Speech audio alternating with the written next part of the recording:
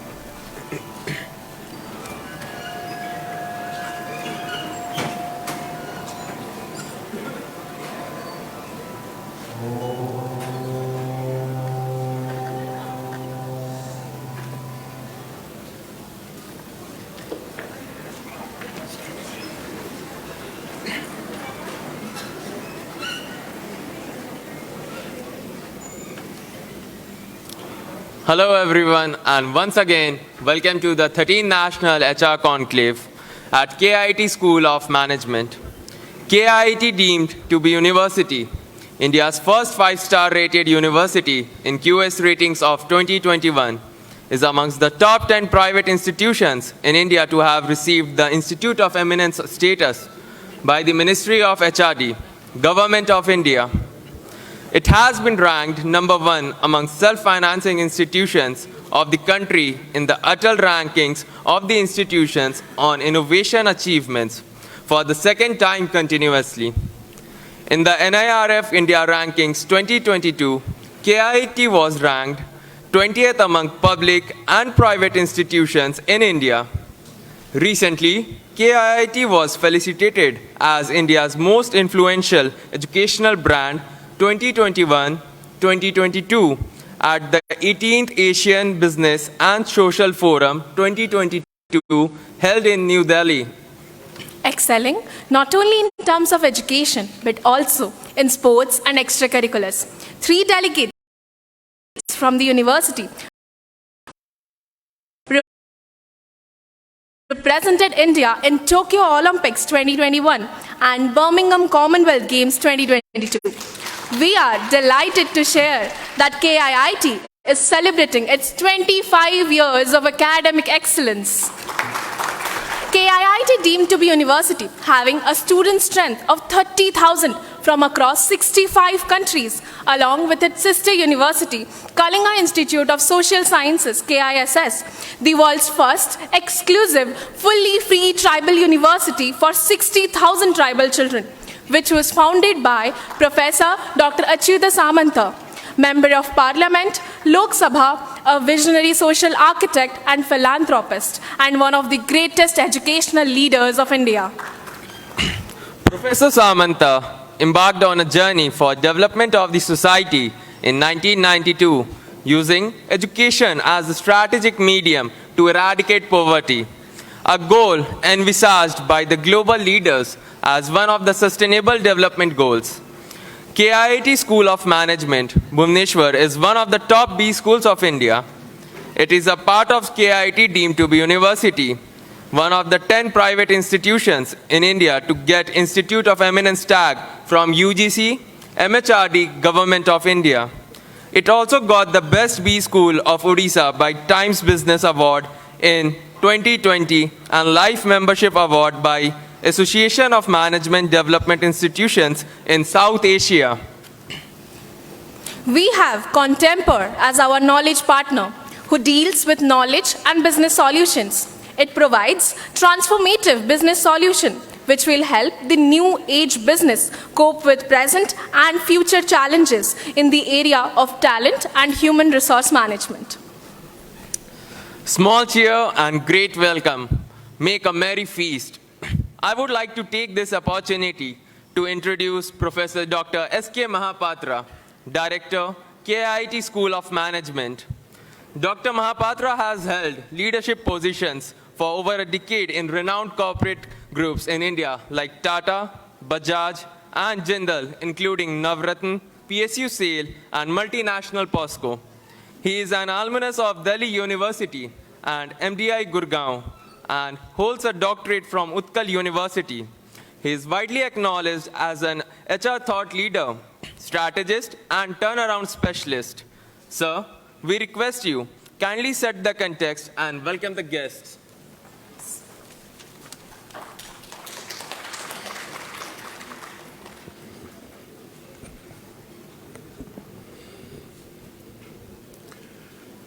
A very good morning to all of you. Esteemed Professor Saranjit Singh, Vice Chancellor of KIIT deemed to be University. Esteemed Mr. Rakesh Barik, Managing Director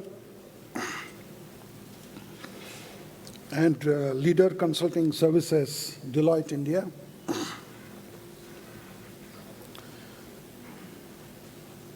My colleague, my Dean, Professor Sumita Mishra, on the dais.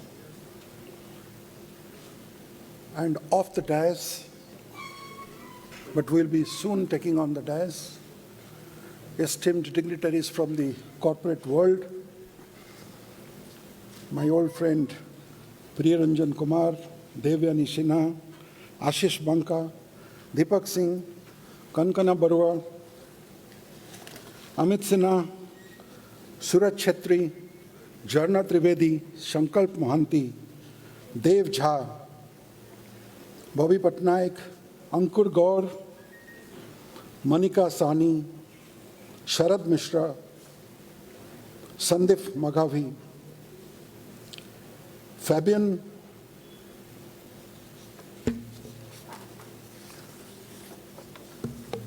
on behalf of our honorable founder, entire leadership team of KIIT deemed to be University and KIIT School of Management, I extend you a warm welcome this morning to the 13th National HR Conclave of KIIT School of Management.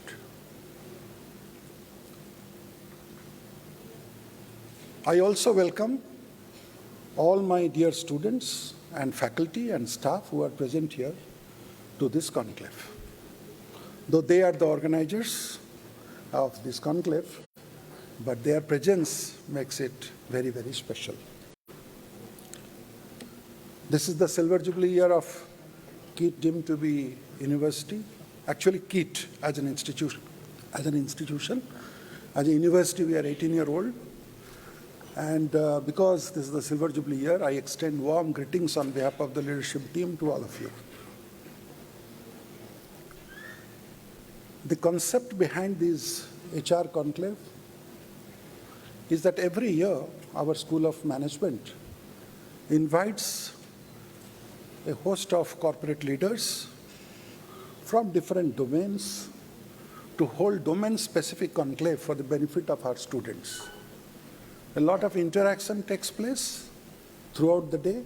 Like today, we'll be having, after the keynote session, two panel discussions, which are kind of plenary sessions, and then in the afternoon, intensive workshops facilitated by many of you. We'll be having 10 workshops today. 3rd of this month, September, we had the National Marketing Conclave in a similar setup. And the month before, we had the National Conclave on Business Analytics. Next month, we are going to have the National Conclave on Finance. We have a National Conclave on Supply Chain to follow, National Conclave on Construction Management to follow, National Conclave on Healthcare Management to follow, and also a national conclave on startup to follow. All these are organized by School of Management, but we are a multidisciplinary university, so we do invite students from all the campuses, depending on their interest, to also participate in this conference. About 120 research scholars are doing their PhD. This year, about 20 research scholars are going to be awarded PhD, and many of them, almost half of them, are from the corporate world. So they are also getting attracted to come and do PhD in KIIT. Our students get placed all over the world.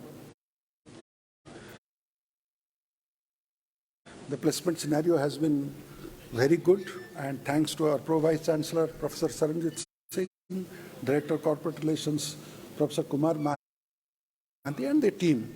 They work day and night for making it possible, building relationship bridges with corporates and make it possible. And it is their effort. That is why we are able to get the benefit of your wisdom here in this room today. So this is the background of the conclave, background of our school.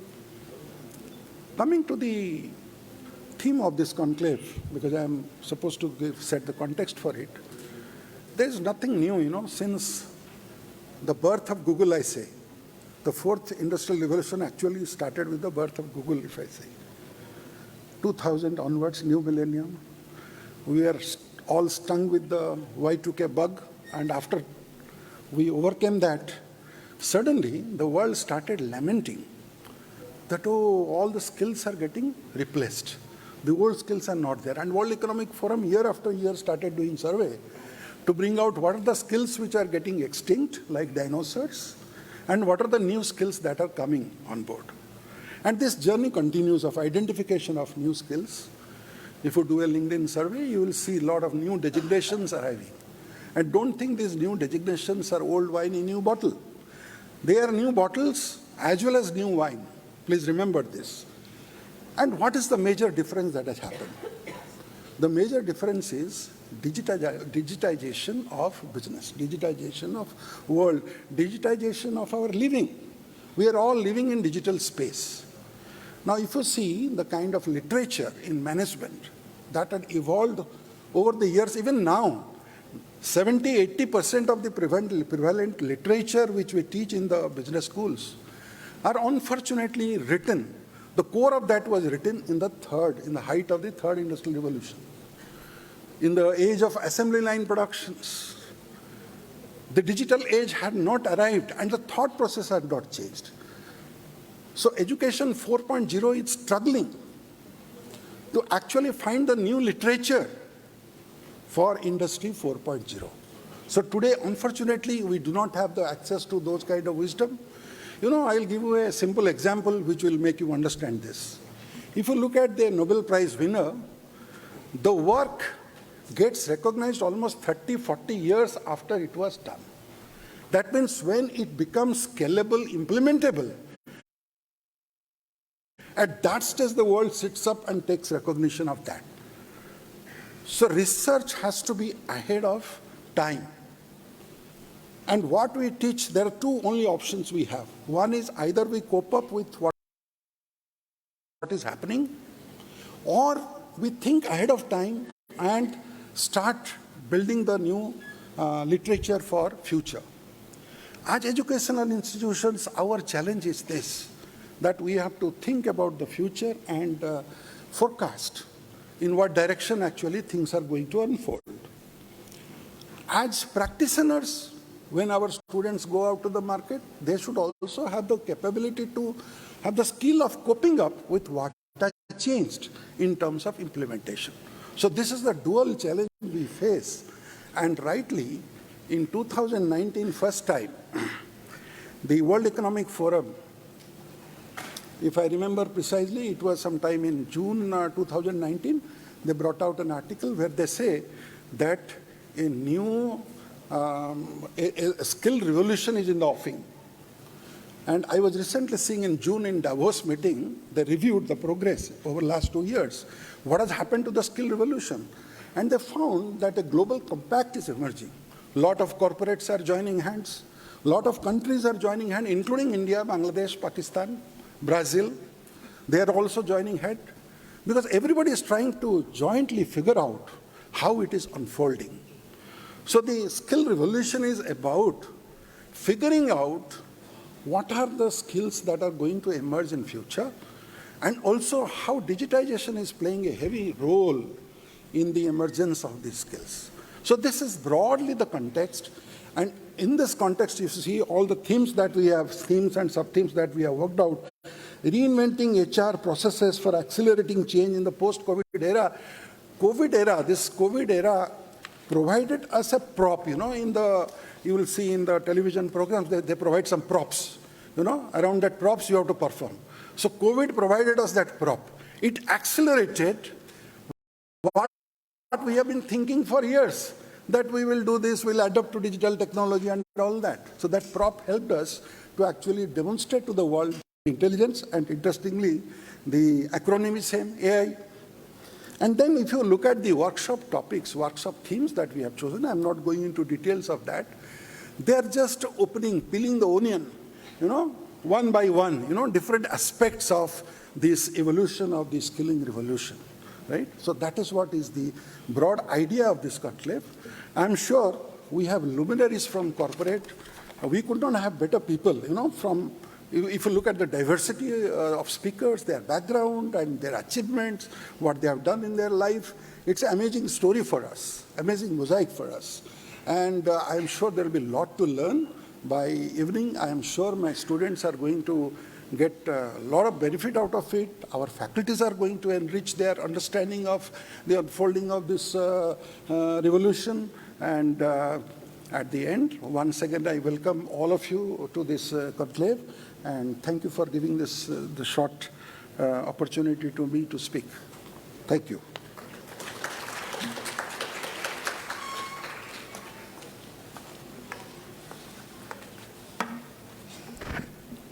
Thank you so much, sir, for your valuable words. We are fortunate to have with us Professor Dr. Saranjit Singh, Pro Vice Chancellor, KIIT Dean University. Professor Singh is a motivated and gifted teacher. Sir, I request you to address the gathering. Thank you so much. A very warm good morning to one and all present here in this August auditorium. Good morning, boys and girls. At the outset, let me thank the chief speaker of today's inaugural program of this 13th National HR Conclave, Mr. Rakesh Barik. Thank you, sir, for coming to KIIT and gracing this occasion. Yes, our interaction with Rakesh has been almost like a decade now. And probably he is one of a business leader where we from KIIT and from School of Management look forward to, and we have been working very closely with him. Thank you, sir. I also welcome all the dignitaries of the dais who are sitting here, who have come all the way from various parts of the country to be part of this HR conclave. Thank you for joining this. For those who are the first-timers to KIIT and School of Management, I'm sure you will be definitely having wonderful experiences while you'll be interacting with the faculty members and the students out here. I'm also thankful to our mentor and our vice president from KIIT, Mr. Samir, who's been here and have been attending this inaugural session. Thank you, sir. All the esteemed faculty members from School of Management, all the staffs, and from the university as well. Thank you for joining this program. As you can see, this is the 13th in the series of the National HR Conclave. It means that 13, 14 years back, the management here has conceived this idea that probably KIIT and specifically KIIT School of Management will host international and national conclaves in the area of HR. And it was not only in the area of HR, I think we started with 4 areas. And it was marketing, finance, and one more area. business analytics and so on. But it was during pandemic when everything was being closed down, and we also actually went into complete online mode. We thought that, can we have more number of such events? And last 2 years, Rakesh sir, we have been every year, we have been doing more than 8 events, only from this school. If you talk about the university, probably there are hundreds of events which we do, such kind of events. Now, when I straight away come to this point, I mean to refer is that this is how probably the impact of lockdown has been. I mean, the positive side of this is that probably we all thought that we can leverage the online tools and platforms, and we can have our reach to almost all the people here in India and abroad, and we can bring that value back to the campus in the form of lectures, in the form of workshops, and we did it very well. Last year, we did a mega HR conclave where we had almost 200 participants coming from the corporate. And the reason why I've been mentioning here, KIIT has always been thinking beyond horizon, beyond boundaries, and have been very, very corporate friendly. And we have been working very closely with corporate to bring the value back here. Whether it is in the form of electives, whether it is the form of SIPs, the experiential learnings, whether it is in the form of capstone projects, whether it is in the form of specializations. A few years back, we in School of Management started with 4 specializations, which we call as micro specializations, or small batches of students are getting admitted for those 4 specializations. And the reason of that 4 specialization was to work very closely with corporate. In those impact MBA programs, 1 semester has been exclusively kept for internships. So that is the kind of, you can say, way how KIIT works very closely with corporate. And this is what probably I wanted to share with everyone who has been present here. Coming back to the theme of this particular HR conclave, as you can see, we have been talking about reskilling and reskilling revolution as such, and then we have been talking about both the magnitude and the direction of that. Now, I mean, it reminds me again 10 years back, and Professor Kumar, who's been sitting here, he was been heading the career school at that point of time. Probably, we have been very, very conscious about skilling here with our students. I mean, I remember, Rakesh sir, when you came for the first time here, you gave us a wow factor. You gave us a wow saying that, Sharanjit, you have been doing SAP training here. ABAP training 10 years before. I mean, in an educational institution like this, which is like an orthodox university where we have more than 200 programs, probably we have an EM division, and one of the professors from School of Management was been heading that enterprise application management division, and all the licenses of SAP were been rolled out through EM division to our students, not only for School of Management, but for other students as well. And this was happening here. And that was one area probably where the skill was been happening. No, there were a lot many other areas. And probably from there the journey all started. So KIIT has been very, very particular about skills. Of course, there has to be that golden handshake and a trade-off which need to be done whenever we design a curriculum, we design subjects or maybe a course structure, because a university has to impart education not only thinking only corporate as a career, and the students can become entrepreneurs, they can do something of their own, they can go and join public sectors, they can prepare for higher studies. So we have to take care of that, and we have got regulations of UGCs and AICTs of the world as well. But then we have very, very carefully done that trade-off between those kind of skills required and the corporate skilling which is required. I'm sure the intent of this workshop is majorly about the reskilling things, which is, I think, SKM sir said that probably nothing much has changed, but I think there are a lot of changes which have happened in the last 2 years. The way the average salaries has gone up, we have been witness to that, because I've been heading the training and placements here as well for the director, as a director of industry engagements. Last 2 years we have seen a witness in a huge jump in the average salary. You know that we have been talking about the new education policy 2020, and we are the first university which have already implemented the change syllabus of NAP 2020 from this current year in the batch of engineering. This is the first time it has happened in India, and if you look into the structure and syllabus, it is completely unorthodox. It means the NEP talks about multimodal, multi-exit, multi-entry kind of stuff. It means a BTech candidate, if he wants to go out after first year, what certificate he can carry? Just imagine if he's in mechanical engineering and he says that I have done first year and I carry one certificate. But there, in first year, we don't teach mechanical engineering as such. It's more like a generalized subjects. But in this NAP, we have to bring in those subjects without fading away applied sciences, mathematics, or the other subjects keeping in mind. But, well, I'm sure School of Management will also look into this very seriously. The director sir and the dean sir who has been here, dean madam who has been here. I'm sure the syllabus and the content is the main tool which will ultimately lead to whether skilling or reskilling what we talk about. And with this, probably the skilling and reskilling of faculty members will be also important. And once these two things are ready, probably we are up there and probably we will produce more industry-ready folks from KIIT. I'm sure we will look forward to engaging more all the respected guests who have come here, off the dais who have been sitting, and it's going to be a long, long day. And we wish that probably our students will benefit from you in the direct conversations which will be happening in the workshop format. And we look forward to engaging in a long-term and a meaningful way for all the stakeholders here, especially the very important stakeholder, which is the student.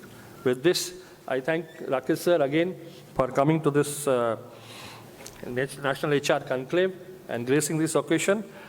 As we all know, he is one of our cherished leaders. He is a fantabulous speaker, and we look forward to hearing to you, sir. Thank you, sir. Thank you so much.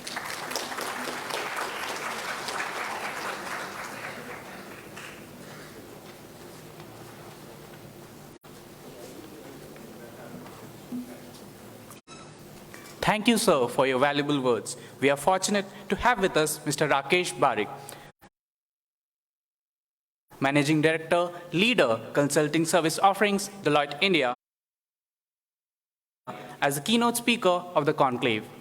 He is an executive with Deloitte India and serves as the leader of Consulting Service Offerings in India. He has been with Deloitte for over 20 years and has served Deloitte's key clients in various leadership capacities. He has also been instrumental in building and leading Deloitte's strategic businesses across the world. As the leader of Deloitte's consulting business service offerings, he was responsible for delivering profitable growth of consulting businesses. He was also responsible for running the day-to-day operations and steer the business to a new level of evolution and brand positioning. Prior to this, he was responsible for incubating and growing Deloitte's technology consulting business in India, forming a strong team of professional, innovative tools and delivering large key engagements. Mr. Rakesh has a bachelor's degree in electronics and telecom engineering, and he is the alumnus of prestigious Harvard Business School. He has served on the board of directors for Deloitte's special projects and sits on the executive committee of Deloitte's consulting service businesses in India. Sir, we request you to address the gathering.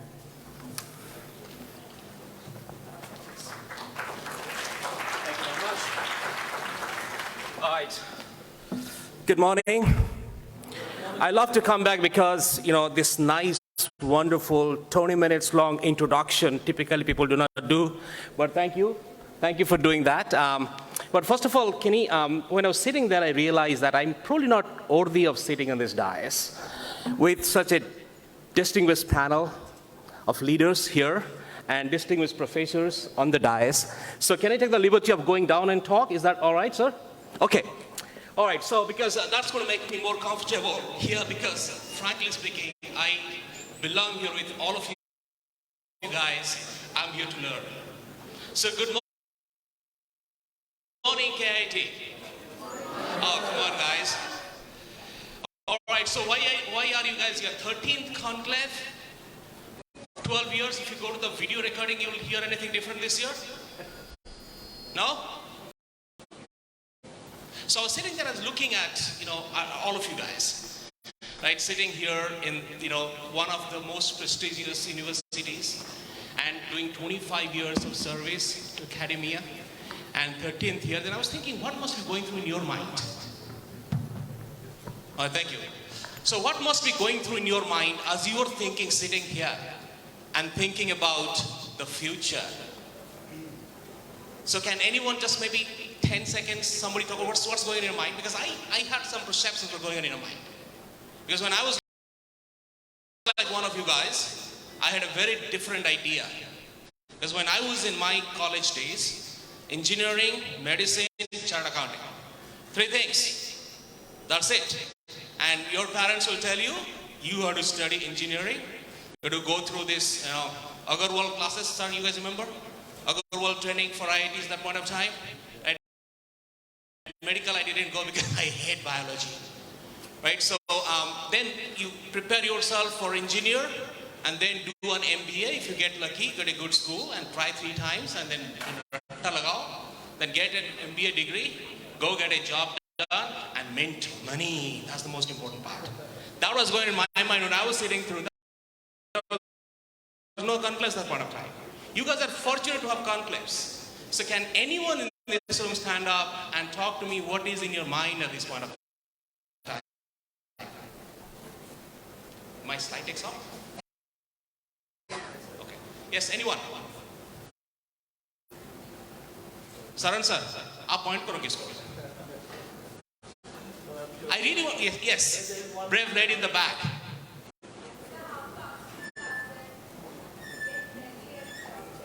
All right, go.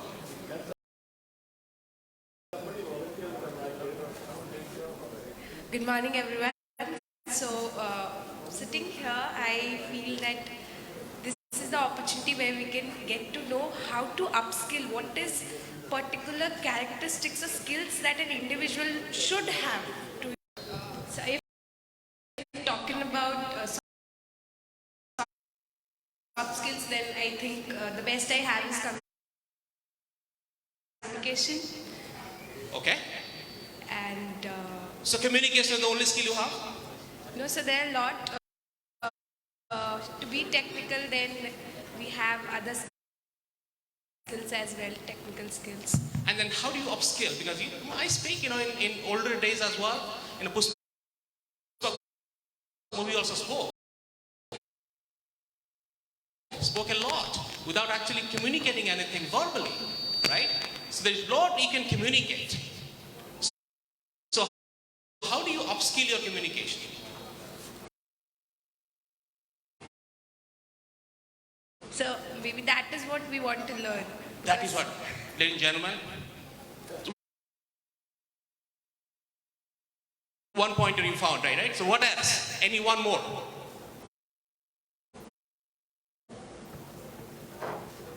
Come on. Now it's a world of boys versus girls, isn't it? Because sir addressed boys and girls. So boys, any boy here? I'm addressing diversity at this point of time. Nobody? Sir, may I? Yes, please. Where are you? Sir, here, sir. Yeah, don't call me sir because that makes me feel old. Which I am with a receding hairline, but still, I want to feel younger. Yes, ma'am. Sir, I'm here to know to adapt with the change, because every moment we are experiencing change not only in a specific domain. Yeah. So the change is happening in every possible area. So how to adapt to the change, how to make decisions to react to changes and learn and grow as well. So Well said. So change is the only constant thing, and I think, and then how do you adapt to change? And how do you learn? How do you be ahead of, I think, Professor Ranjan talking about, or I think Professor Mohammed talking about, how can you think before somebody else thought? How can you think ahead? So you are here to understand that. Yes. All right. Thank you very much. So I just want to understand what's in your mind so that I can tailor my conversation. Hello, stranger. Good to see you. Yeah. So this is Sankal Panti, by the way. All right. If I can get my slide deck up and running, I was on the plane yesterday with Kumar sir, so I thought, Kumar sir asked me to be here, so it's a pleasure and privilege. Last 10 years, and every year I'm coming here. It's new excitement, new things that I learned. The most percentage of time today I'm spending is thinking about how can I make my business future-proof. And particularly my business is all about people. Not only my business, every industry leaders that I talk to, they're thinking about how can their people be future-ready. So that's a very pertinent conversation. So I was thinking through this, and they said, okay, listen. Why don't I, is that clicker? Or can I go to the next slide? So I said, what's going on? And we talked about change, right?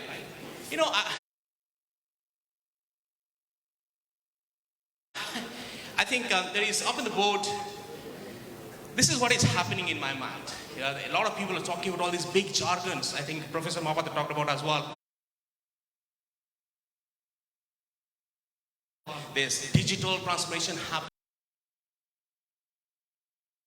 happening. There is everything is going to the cloud. The machines talking to each other. There is digital FTEs. But how many people you have? I have 3 employees with a badge and 300 digital FTEs with identities as well. That's the new world. The whole world is changing. And not only that, COVID taught us, again, Professor spoke about, COVID taught us a very important aspect, how work is changing as well. If you go to the next slide, please. We all are learning, how to come back to work and how to work from offices. There's a lot going on at this point of time, right? Now, in that backdrop, yes. That makes me feel better so that I can control my own destiny. All right. So I was thinking through again, this is, not an exhaustive. This is on a 2.5-hour flight, a little bit turbulent. So I was just writing this on the flight yesterday. So what do I see from my vantage point, leader of the business? What is changing in this world? I think technology. Every company is a technology company. We like it or not, product-based differentiation is a thing of past. How do you service-orient your product? How do you make sure that your product doesn't matter? It is a banking, product that you're launching, an insurance product, a copper manufacturing that you manufactured, or a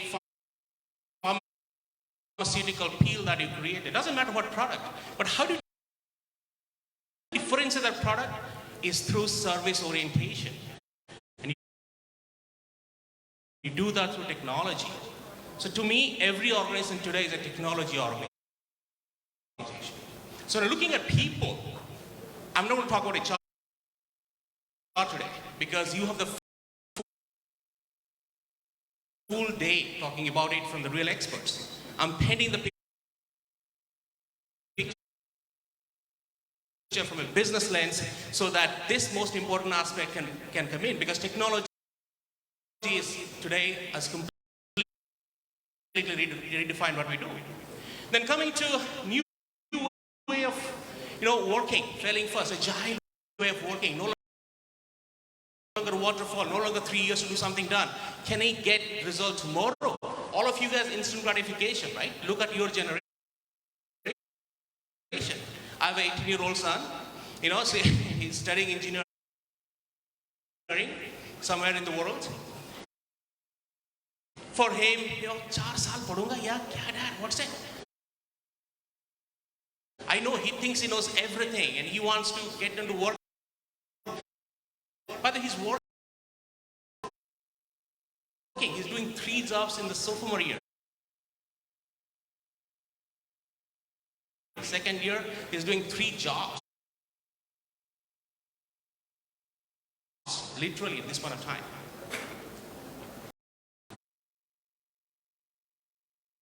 Things are changing a lot. Innovation, the pace of innovation significantly changed. I'm not going to preach to the converted here. You guys have gone through that and you've seen this. When we started Western, and I was like you, we didn't have cell phone. But now from here, next time I come here, I'm not going to come here. My avatar will be here. I guarantee you, sir, next time you invite me, hopefully next year, I will get my avatar talking to you. I'll be doing some gestures sitting in my home or nice beach somewhere. And here I'll be communicating with you. And that's happening within the 365 days time frame. The pace of innovation has changed significantly. But if you look at the social and mobile, the way we're connecting with each other, particularly in the hybrid world, things have changed. And that's generated a lot of data, right? Last year your conference was virtual conference, right? Last year virtual conference, right? So with a virtual mode, the amount of data that we're collecting, we don't know what to do. Everybody's talking about data today. Everybody's an AI, ML, all these nice words, and particularly consultants like me, a few of us in this room here as well, we love to talk. We love to talk these big words. AI, ML, I will do this. Insights. But frankly speaking, how are we bringing true insights to shape the business direction of an organization? It's still questionable today. That's what I think. And finally, the new ways, all of you, sitting here in this room, it's a very different generation when we were growing up, our older days. And it's changing. I have a son and daughter. I have an 18-year-old son and an 12-year-old daughter. 2 different generations. And some of you have 2 kids. You'll see it every 4 years. Generation is changing. They don't connect with each other. The 18-year is struggling to connect with all these new words. I just understand FOMO. That's the only one I know. All these acronyms and even RN, and I struggle. I literally Google what does, my daughter will text me. I don't understand. Then I will Google it to find out what's this telling me. Now with this generation workplace, how do we really make this whole skilling that we're talking about work, right? So, but listen, I think as the lady in the back spoke about, to me, change is the only constant thing.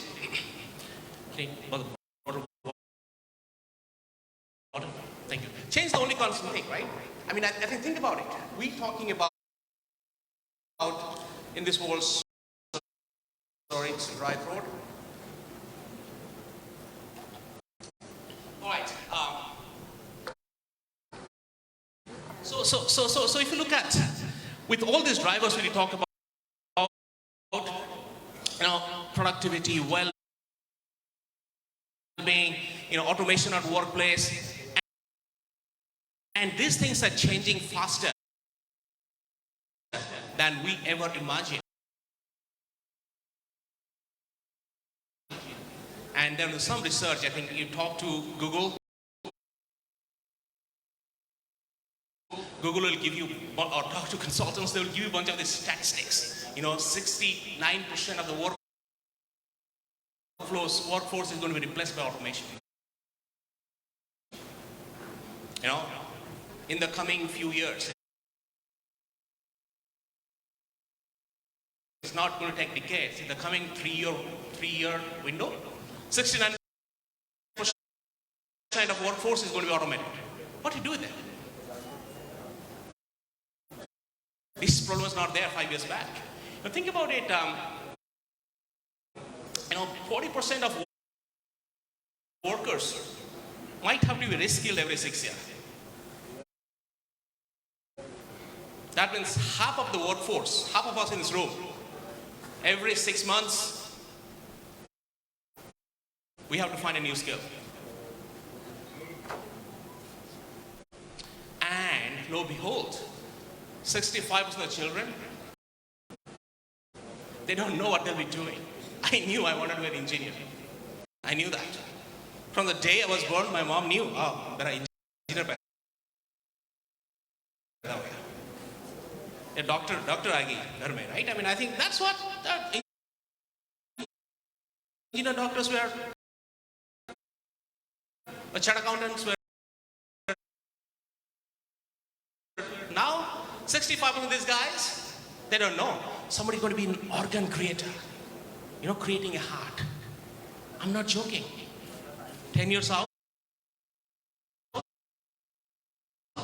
one of you sitting in this room would be actually creating or 3D printing or whatever you want to do, creating a heart that will be putting in somebody's body.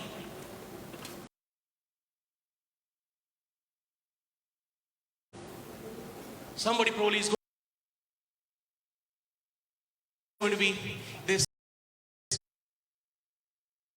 big, professors talk about workplace, how machine and people working together.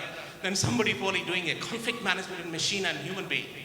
Big chief conflict officer, machine and human, and I'm probably half machine, half human, and trying to manage that. 65% of people, we don't know what this role is going to be, so let's create one.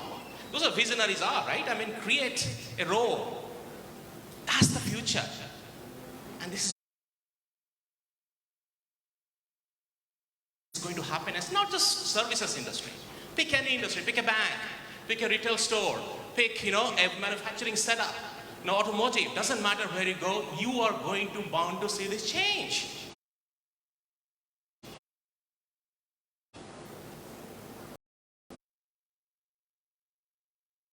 So in this world, and some of you did talk about communication, some of you talked about, how to bring innovation to workplace. There are a few fundamentals. Right? And how do you make sure, and this is what I'm here to learn, gentlemen and ladies, on this panel, how do we make sure that we do things differently to cater to that world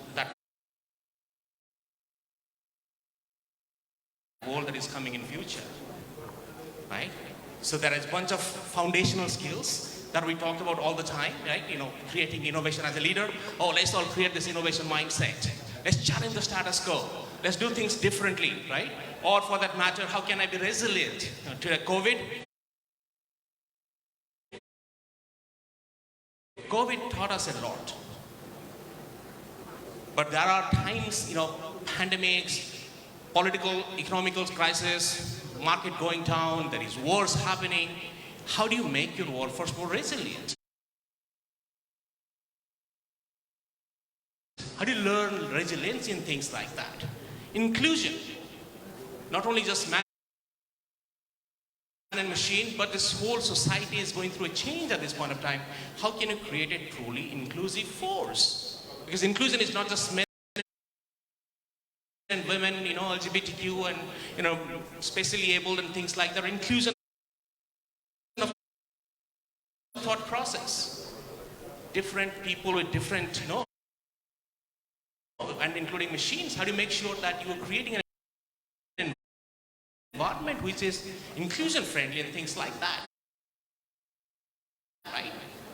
And on top of that, how do you really as a business leader, thinking about what are the skills that I'll be needing 6 years out or 5 months out and preparing today. And that's what Dr. Mapata talked about earlier as well, is how can you think ahead? You know, if you're a cricket player, if you're batting, you know, you're looking at the bowler, you're not, you know, after the ball gets delivered too late, you're probably looking at the field setup, you're probably looking at how the ball is being held, you're looking at how it's running, and then thinking it's going to bounce, then you're getting ready. Right? How can you anticipate ahead?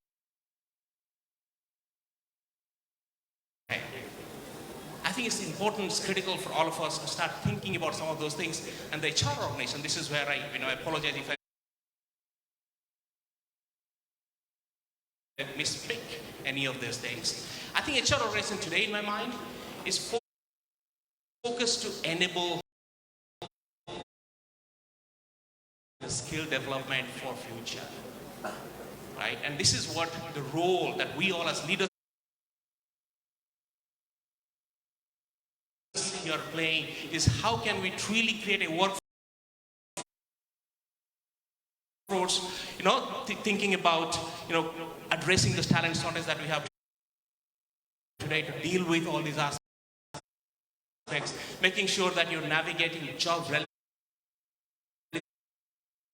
relevancy, making sure that everybody in the organization is relevant. You know, remember we spoke about, you know, 62% of the jobs going to be gone some point of time. What happens to these people? How can we make sure that we cross-skilling them to more meaningful, impactful roles so that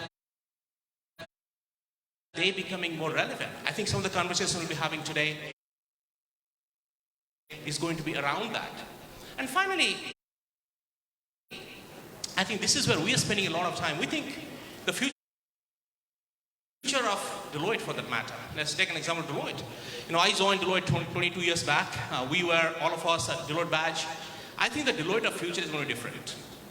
Deloitte of future is not going to be 100 people sitting with us. Maybe we have 35 of Deloitte people with blood and sweat. We got maybe 65 digital FTEs with us. We may be having a KIIT like organization as our academic partner, working a lot with academia. We might have a bunch of startup organizations working with us as Deloitte or one organization. We might have a bunch of gig players. This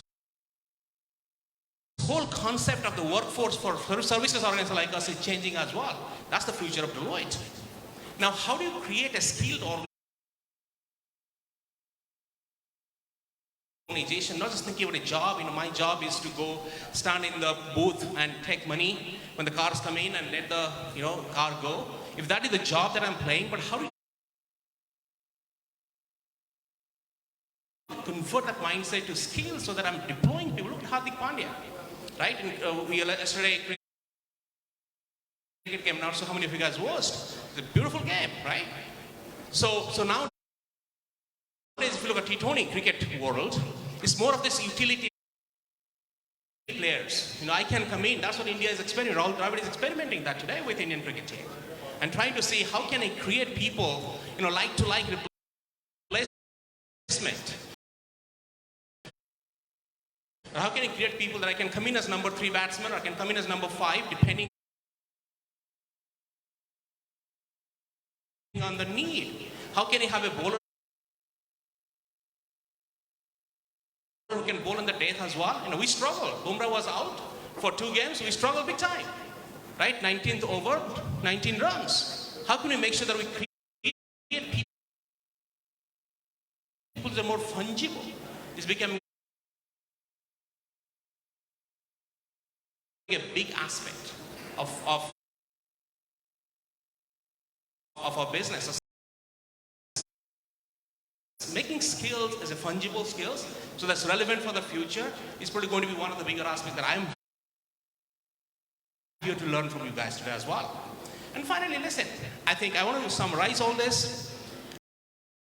I think lady in the back, they talk about change. Now let's embrace change. Change is the only constant thing, right? I think that's important. But how do we evolve?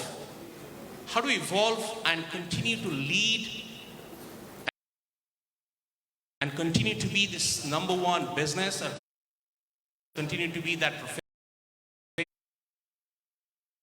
profession which is going to be surviving and thriving?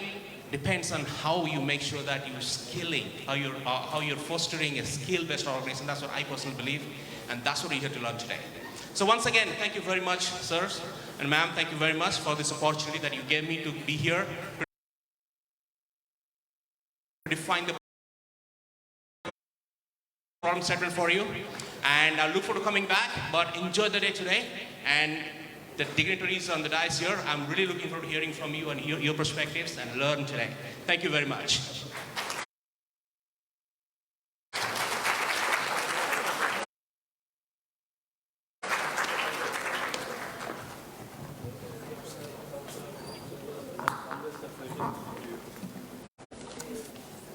Thank you, sir.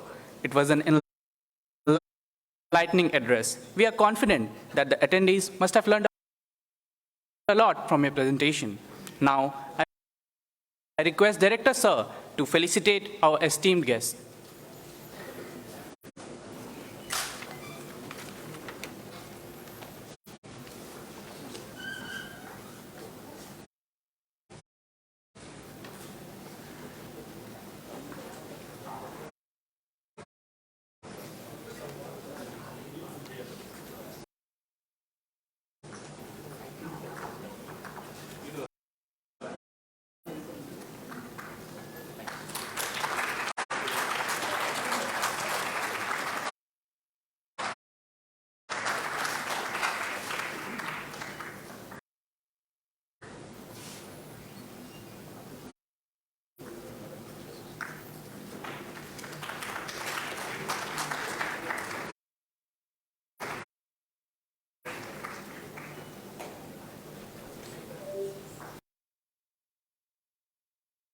Educational institutes, which included 16 IIMs, 14 IITs, and 400 colleges across India. The winners of the online business HR simulation are as follows. The first position is backed by Ritika Agarwal, Dugesh Rai, and Roshni Hatwani. Another position is held by Harshal Naidu from Delhi University. Before we move forward, let's sit back and enjoy the conclave video, The Voice of the Students, made by our college's media group.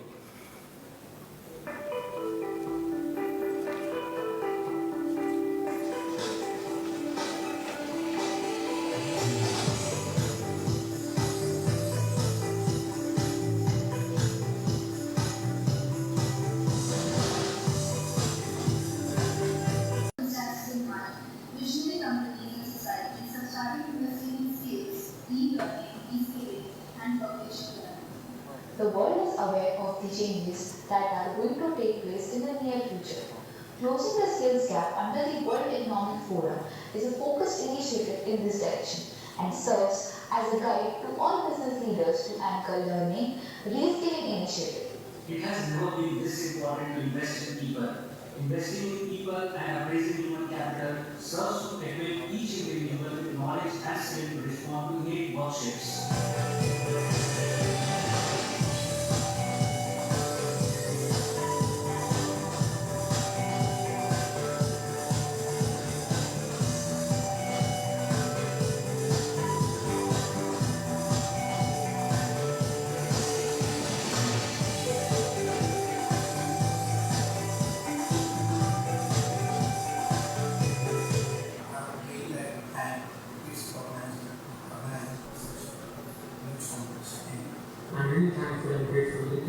Management, for blessing upon me with a wonderful opportunity to let me participate in the 13th National HR Conclave Quiz Competition.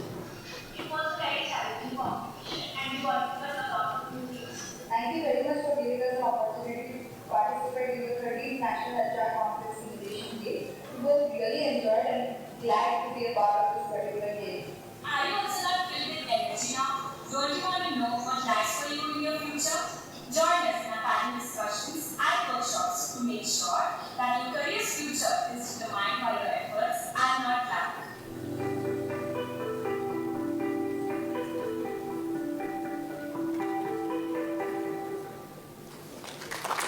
Hope you all liked it.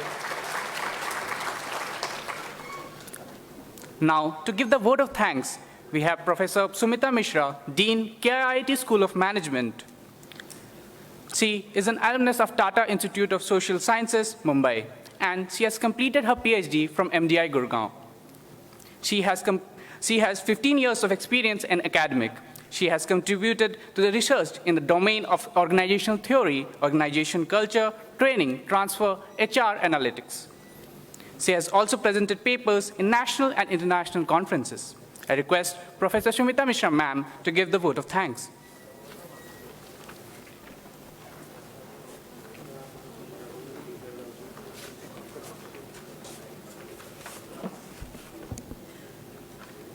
Esteemed Pro-Vice Chancellor, KIIT University, respected keynote speaker, respected Director, KIIT School of Management, valued invited guests, respected faculty colleagues, my dear students, it is my proud privilege to propose a vote of thanks on the occasion of the 13th National HR Conclave.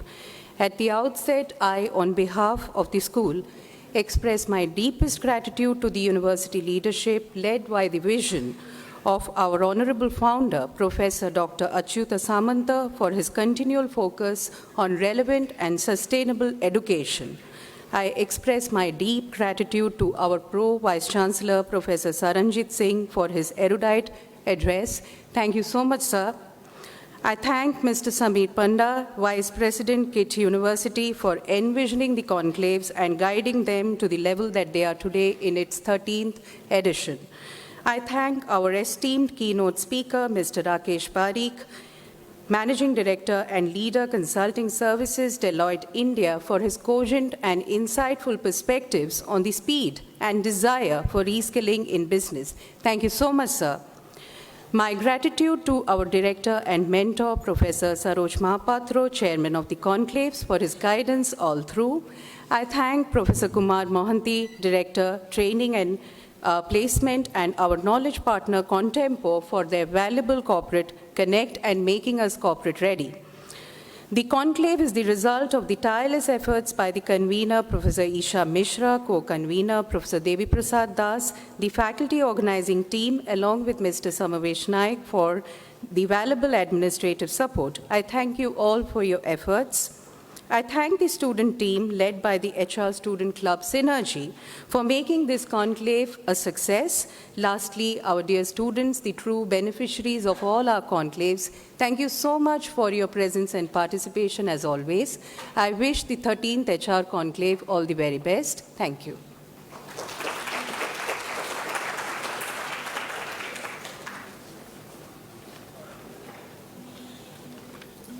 With this, we move to the next sessions, which are the panel discussions. I request everyone to be please seated patiently.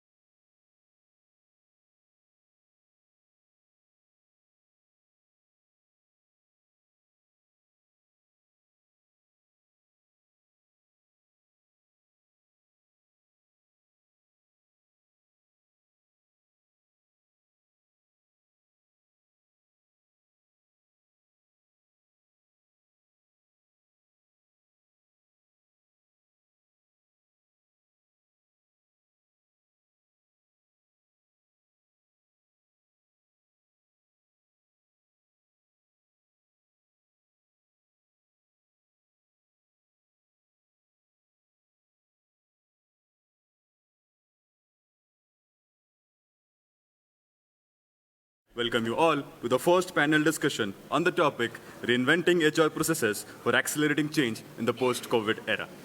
I would like to welcome Mr. Priya Ranjan Kumar, Vice President HR, JSW Steel Limited. Mr. Priya Ranjan Kumar has over 24 years of HR expertise in diverse businesses. He's a dynamic leader with expertise in delivering sustained results in VUCA environments, establishing HR structure, and building employee and organization value. Mr. Kumar is a passionate learner who likes exploring opportunities to learn. He started his career with Leader Group and worked with reputed organizations like Viraj Profiles Limited, African Industries Group, Jindal Steel and Power Limited, Reliance Industries, and Unilever's Associates, and performed a variety of strategic roles. He has been conferred with HR Leadership Awards by various institutions, namely Most Influential 100 Global HR Professionals 2016, the Great Yodha of Indian HR 2018, 101 Top HR Minds 2019, and Top HR Leaders 2022. I'd like to welcome Ms. Debyani Sinha, Senior Director HR, Axtria. She's an HR leader with 2 decades of rich experience in driving strategic HR initiatives and heightening employee productivity. She's an HR business specialist with proven success in corporate restructuring, process standardization, and streamlining across Japan, UK, and Singapore. She's a shop business acumen in managing challenging assignments across IT, ITES, and other sectors of instrumental software design and consultancy for digitalization. She's also an expert in conducting comprehensive audits and gap analysis. She has worked with various organizations like TCS, Onida Group, Usha Group, NEC, NECHCL, and Nuclear Software. She's currently working with Axtria. She has leveraged skills towards the role of HR in future of workspace, Gen Z hiring, changing needs of organization, and digitalization to enhance productivity. Further, she is a part of Diversity and Inclusion, POSH, in the Board of Education Council, and she is a volunteer for the Agile Network. It is my pleasure to welcome Mr. Ashish Banka, who has recently joined Cradlewise Inc. as the head Human Capital and Tech HRBP for India and US. Mr. Ashish is responsible for strategizing the HR functions globally, building the tech team, and partnering in the growth of the company. He has 14 years of HR experience, specializing in talent acquisition, performance management, and employee engagement. He is the founder and currently the national president of HR Sampark, a non-profit trust with a focus on HR conclaves, knowledge sharing, industry academia events, and CSR actions, having a chapter presence in Kolkata, Mumbai, and NCR. He has numerous awards and achievements to his credit, including Young HR Leader in December 2019 by PNGI, renowned HR body, and many more in his area of expertise. On behalf of KSOM, it's a privilege to welcome Dr. Deepak Singh, CHRO, Protiviti. Dr. Singh carries with him a rich experience of more than 25 years with reputed corporate houses like KPMG India as Director Human Resource, Ernst & Young as Associate Director Human Resource, where he led HR strategies globally and stirred transformation. His work streams include working at Hughes, Cargill, and Walt Disney India. His topic of doctoral research is based on emotional intelligence. Currently, Dr. Singh is the Chief Human Resource Officer, India, Middle East, and North Africa at Protiviti. Protiviti is a global business consulting firm that delivers deep expertise, object insights, a tailored approach, and unparalleled collaboration to help leaders confidently face the future. Dr. Deepak's top skills include sourcing, change management, and organizational development. I'm delighted to introduce the moderator of this panel, Ms. Kankana Barua, who is the CHRO at Healthium Medtech. She has been instrumental in spreading the culture of diversity, equity, and inclusion at Healthium Medtech and driving a transformational journey on people and processes. Under her aegis, the company has culturally integrated into a short duration. 3 new companies were acquired into the Healthium fold in 2021. A Women's Forum, Women's Alliance for Voluntary Engagement, WAVE, has also been formed during her tenure to improve gender diversity ratios within the company. Before joining Healthium, she was the Chief People Officer at Tally Solutions Private Limited. She has recently been featured in the top 100 CHROs in Asia by White Page International. Congratulations, ma'am.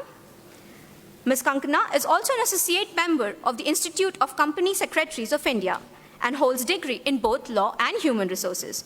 She hails from Assam and is the first woman company secretary in the Northeast India. Ma'am, please take over the session.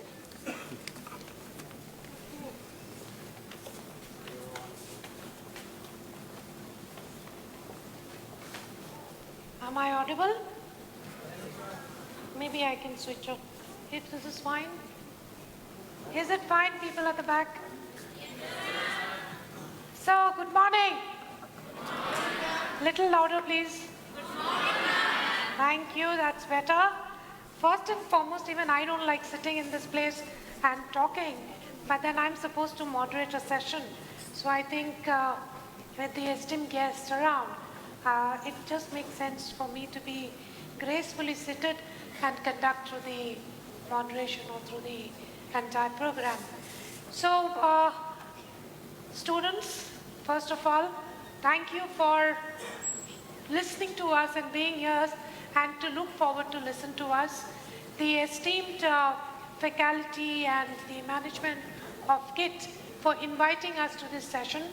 This is my first visit to KIIT, and I must say I'm totally amazed and floored with the kind of, the kind of work that is being done. Now, KIIT is a university. I have heard many times because a lot of my friends and family, their children, from Assam particularly, they have been studying in this university, and always I've heard extremely good things about the university. However, today after listening to the faculty members and also Dr. Mahapatra, in terms of the things that you guys are doing, it's just amazing. So big round of applause to the entire management of KIIT, the students here, and then we will start with today's session. So today's session was when we discussed yesterday in the evening. It's more about HR, reinventing HR processes for accelerating change in the post-COVID era. Now, as we refer to the ages that we come across, in the past we always referred as BC and AD or, Y2K and so on and so forth. Today we are in the crux where we kind of distinguish between pre-era, pre-COVID era and post-COVID era, correct? So in the post-COVID era, before we move there, very important to hear from the distinguished guest as to what are the things that they did or what did they go through as an organization, the challenges that they had to actually face and ensure lead the organization for achieving its business goals during this COVID era. So I think that would be very critical before we move to the things that we need to do post-COVID era. So first and foremost, Priya, I would like to hear from you. In your organization, what is that you have done during the COVID and helped the business in partnering to achieve the goals? Thank you. I'm representing JSW history. We are into hardcore manufacturing setup.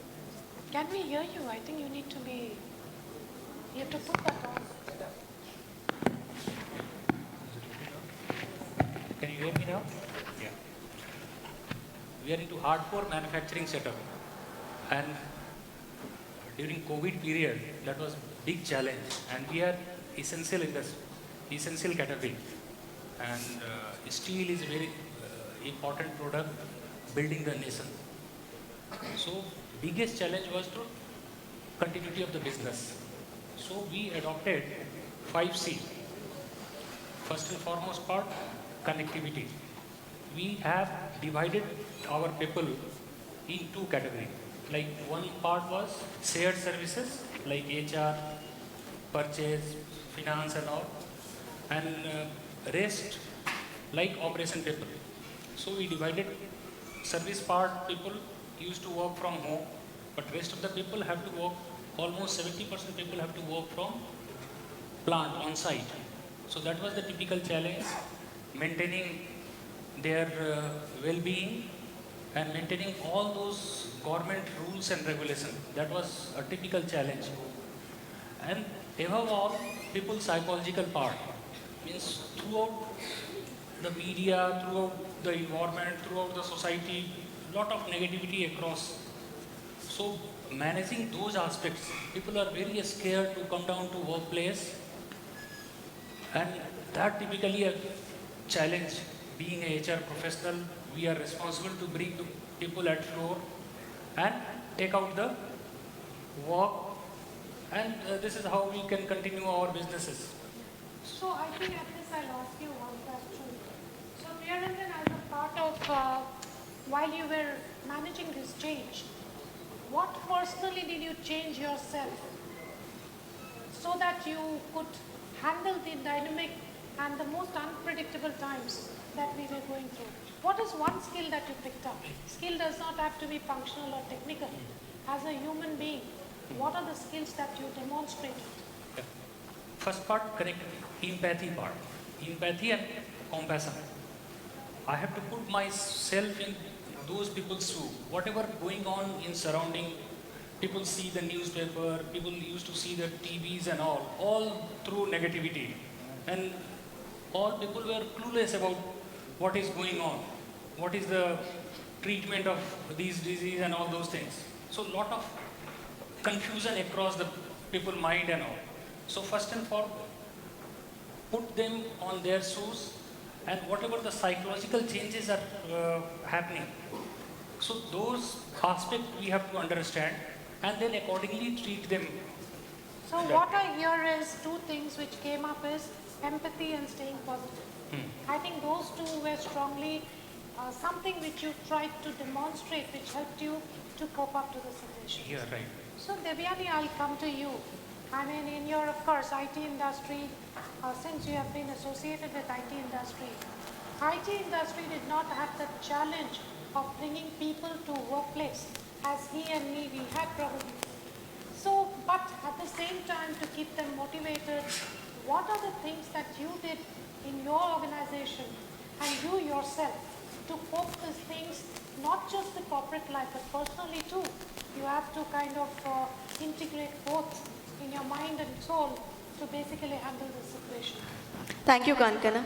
Hope I'm audible. Okay, so I am, the question which was given to me, I am breaking it into two parts. One is a part that how did I cope up myself in this scenario? And the second part, we as an organization, how did we cope up, or what skills we have acquired in this era, which we call the COVID era, to get going. So the first part, for that I have to give a little bit about myself, what kind of person I am. I belong to a small city, small town in Jharkhand in the name of Ranchi. I was born and brought up in a very, very conservative environment because that point of time it was in Bihar, and Bihar, as you know, in 90s was very, very conservative. My mother always taught me that I have to be financially independent. Whatever you do, you go ahead and do, but you have to be financially independent. So one thing which was very much within me was, job is not something fancy for me. It is for me which is a hygiene factor. So being jobless is something, or leaving a job without a job in hand is something which I can't imagine. In this era, which is the COVID era I talk about, due to the situation, I left a job without a job in hand. And that was my personal choice. So I learned how to be fearless. One of the biggest fear I tamed during this COVID scenario, right? This is something which I learned, I have grown personally. The second thing as an organization which I talked about, that what skill we acquired as an organization. So in this era, I worked for two organizations because there was an overlap. I left one organization and worked within another organization. The skill which an organization learned, which I can talk about, is that trust in your employees. That's one of the very, very important factor which I mean, every organization should follow, but yes, that we have learned a big way during this COVID era, because we went from a 0% work from home to 100% work from home. And if we would not have trusted our employees, and that employee would not have trusted in us, it would have been a disaster. We sailed through, revenues gone up. So trust, empathy, and these are the two most important things which I can talk about in this era to get going.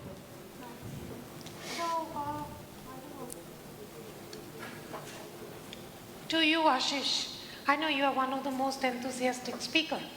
So Ashish, what is that? How did you transmit your enthusiasm, or I would say your positivity, to your employees during this difficult time? And how did you handle the crisis? नमस्ते सभी को, सभी सभागृह में सभी उपस्थित विशिष्ट अतिथिगण। I hope they can understand Hindi. Do you all understand Hindi? तो नमस्ते सभी को, सभागृह में सभी विशिष्ट अतिथिगण, अध्यापक और छात्रगण, आशीष बंका का सादर प्रणाम आप लोगों को।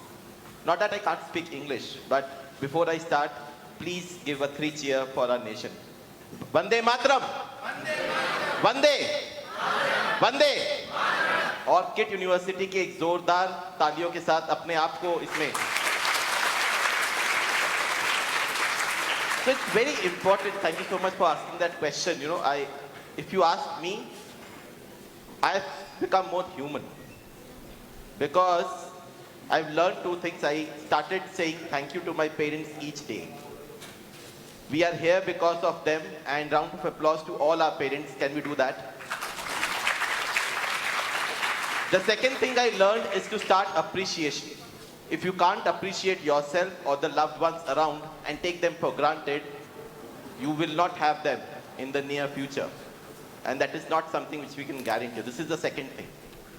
और तीसरा thing, कि कहीं भी आप जाओ तो 2 भूख लेके जाना, पेट में और दिमाग में। खाली पेट कहीं जाना मत और खाली दिमाग लेके कहीं से आना मत। So while we go with this, you know, this is a simple thought process and on a pedestrian mode.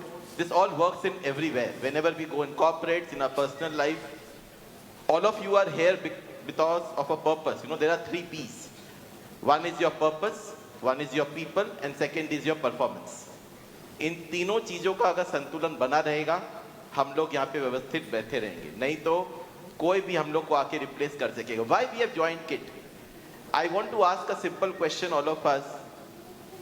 Please raise hands if KIIT was your dream institution to join.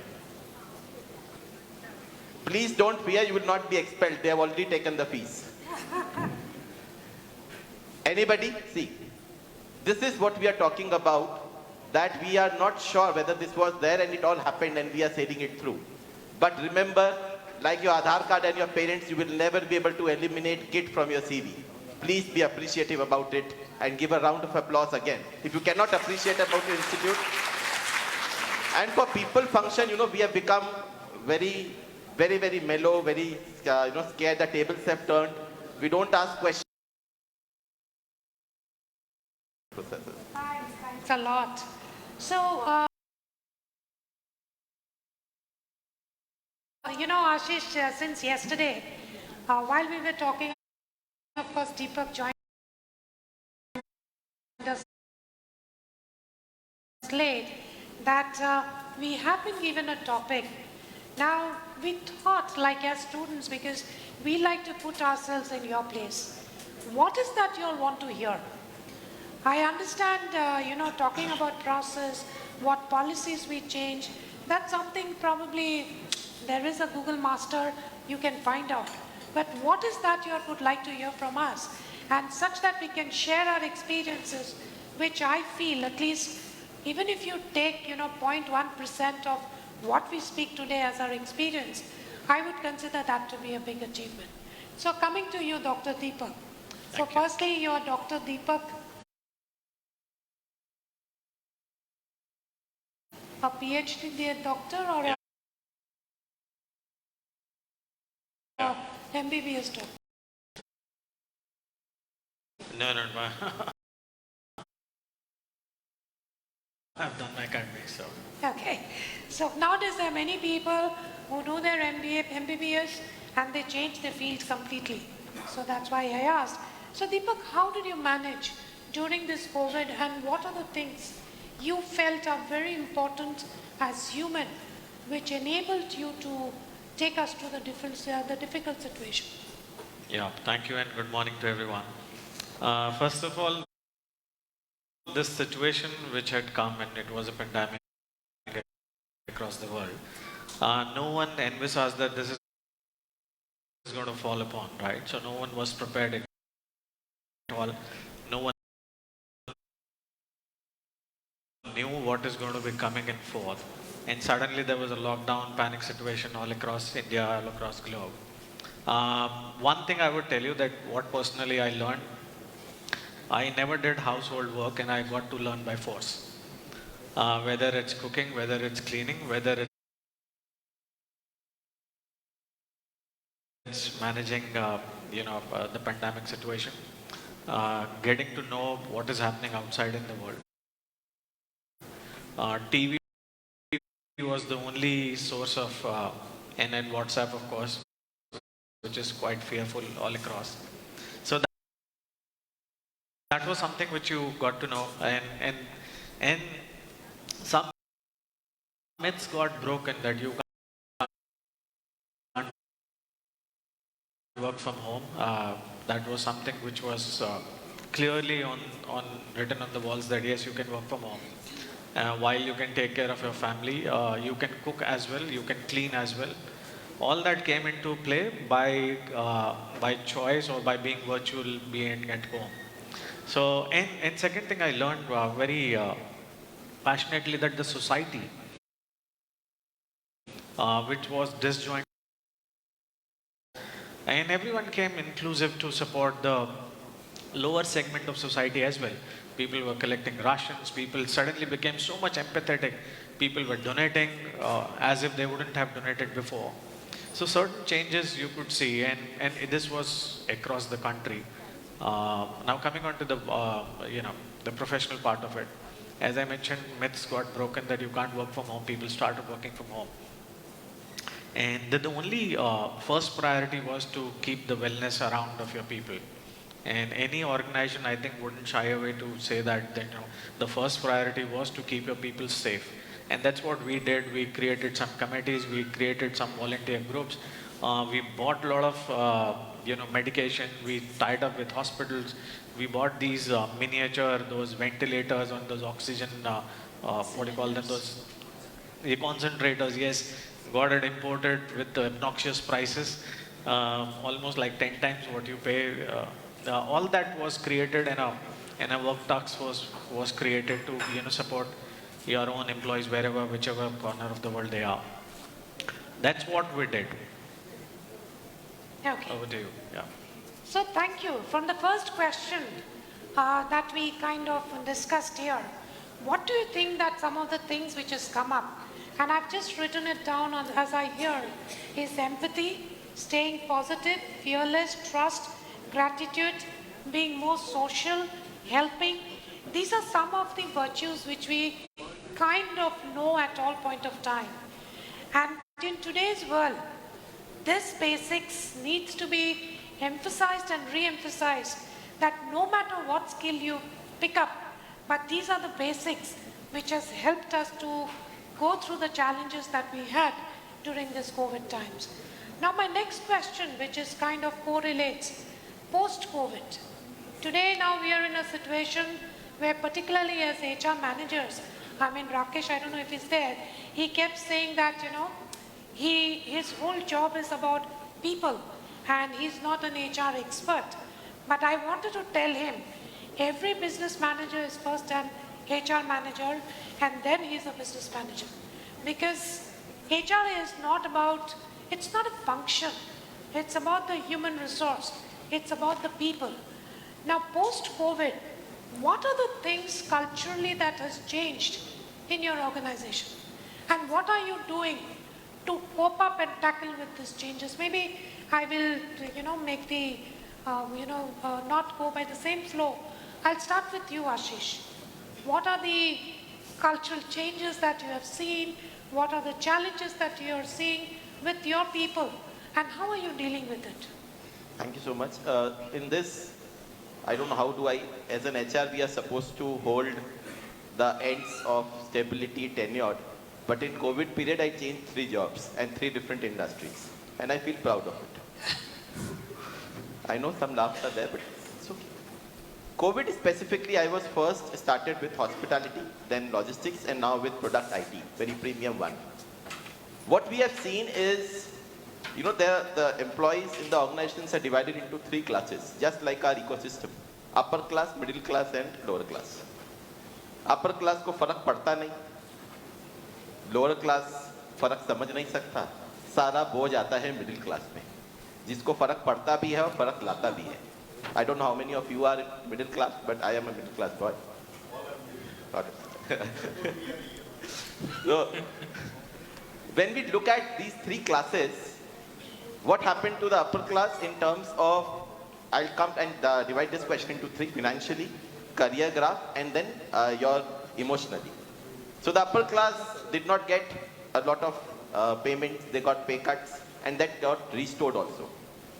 Middle class did not get promotions, they got pay cut and they did not get restored. The lower class, वो कल भी दबा था, आज भी दबा है, कल भी दबा रहेगा. What we have done as organization, specifically when I've seen in all the three eras, is that what we have tried and we have become more generous about the class which is down below. If they are not there, the entire castle will not stand. So their foundation is very strong. That is what we did in terms of wellness programs for their upskilling, giving them rations, giving them salaries on time, and also giving them additional bonuses. That is what we did in terms of financials. In terms of their growth, what we did is in terms of the upskilling them. So my question is more about what is that you're doing currently because of the challenges that was thrown or because of the COVID situation that we all went through? So two things which we have done is in terms of we have removed the HR concept of hiring and retiring. We have made our managers, our team leaders responsible. You hire your own people. You cater to them. HR is just an enabler. It is not a function of owning up everything. So we have given the responsibility ki nafa bhi aapka, nuksan bhi aapka. Second, what we have done, we have started giving all kinds of very generous programs. We have doubled our leaves in Cradlewise. We have introduced same gender leaves. We have introduced paternity leaves.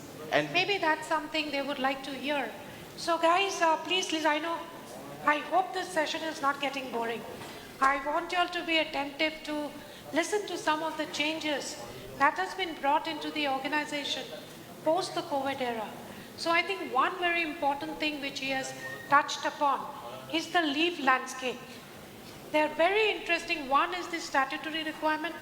One, what organizations are doing, coming up over and above their normal leave cycles to help employees to cope up with the crisis which they are still facing.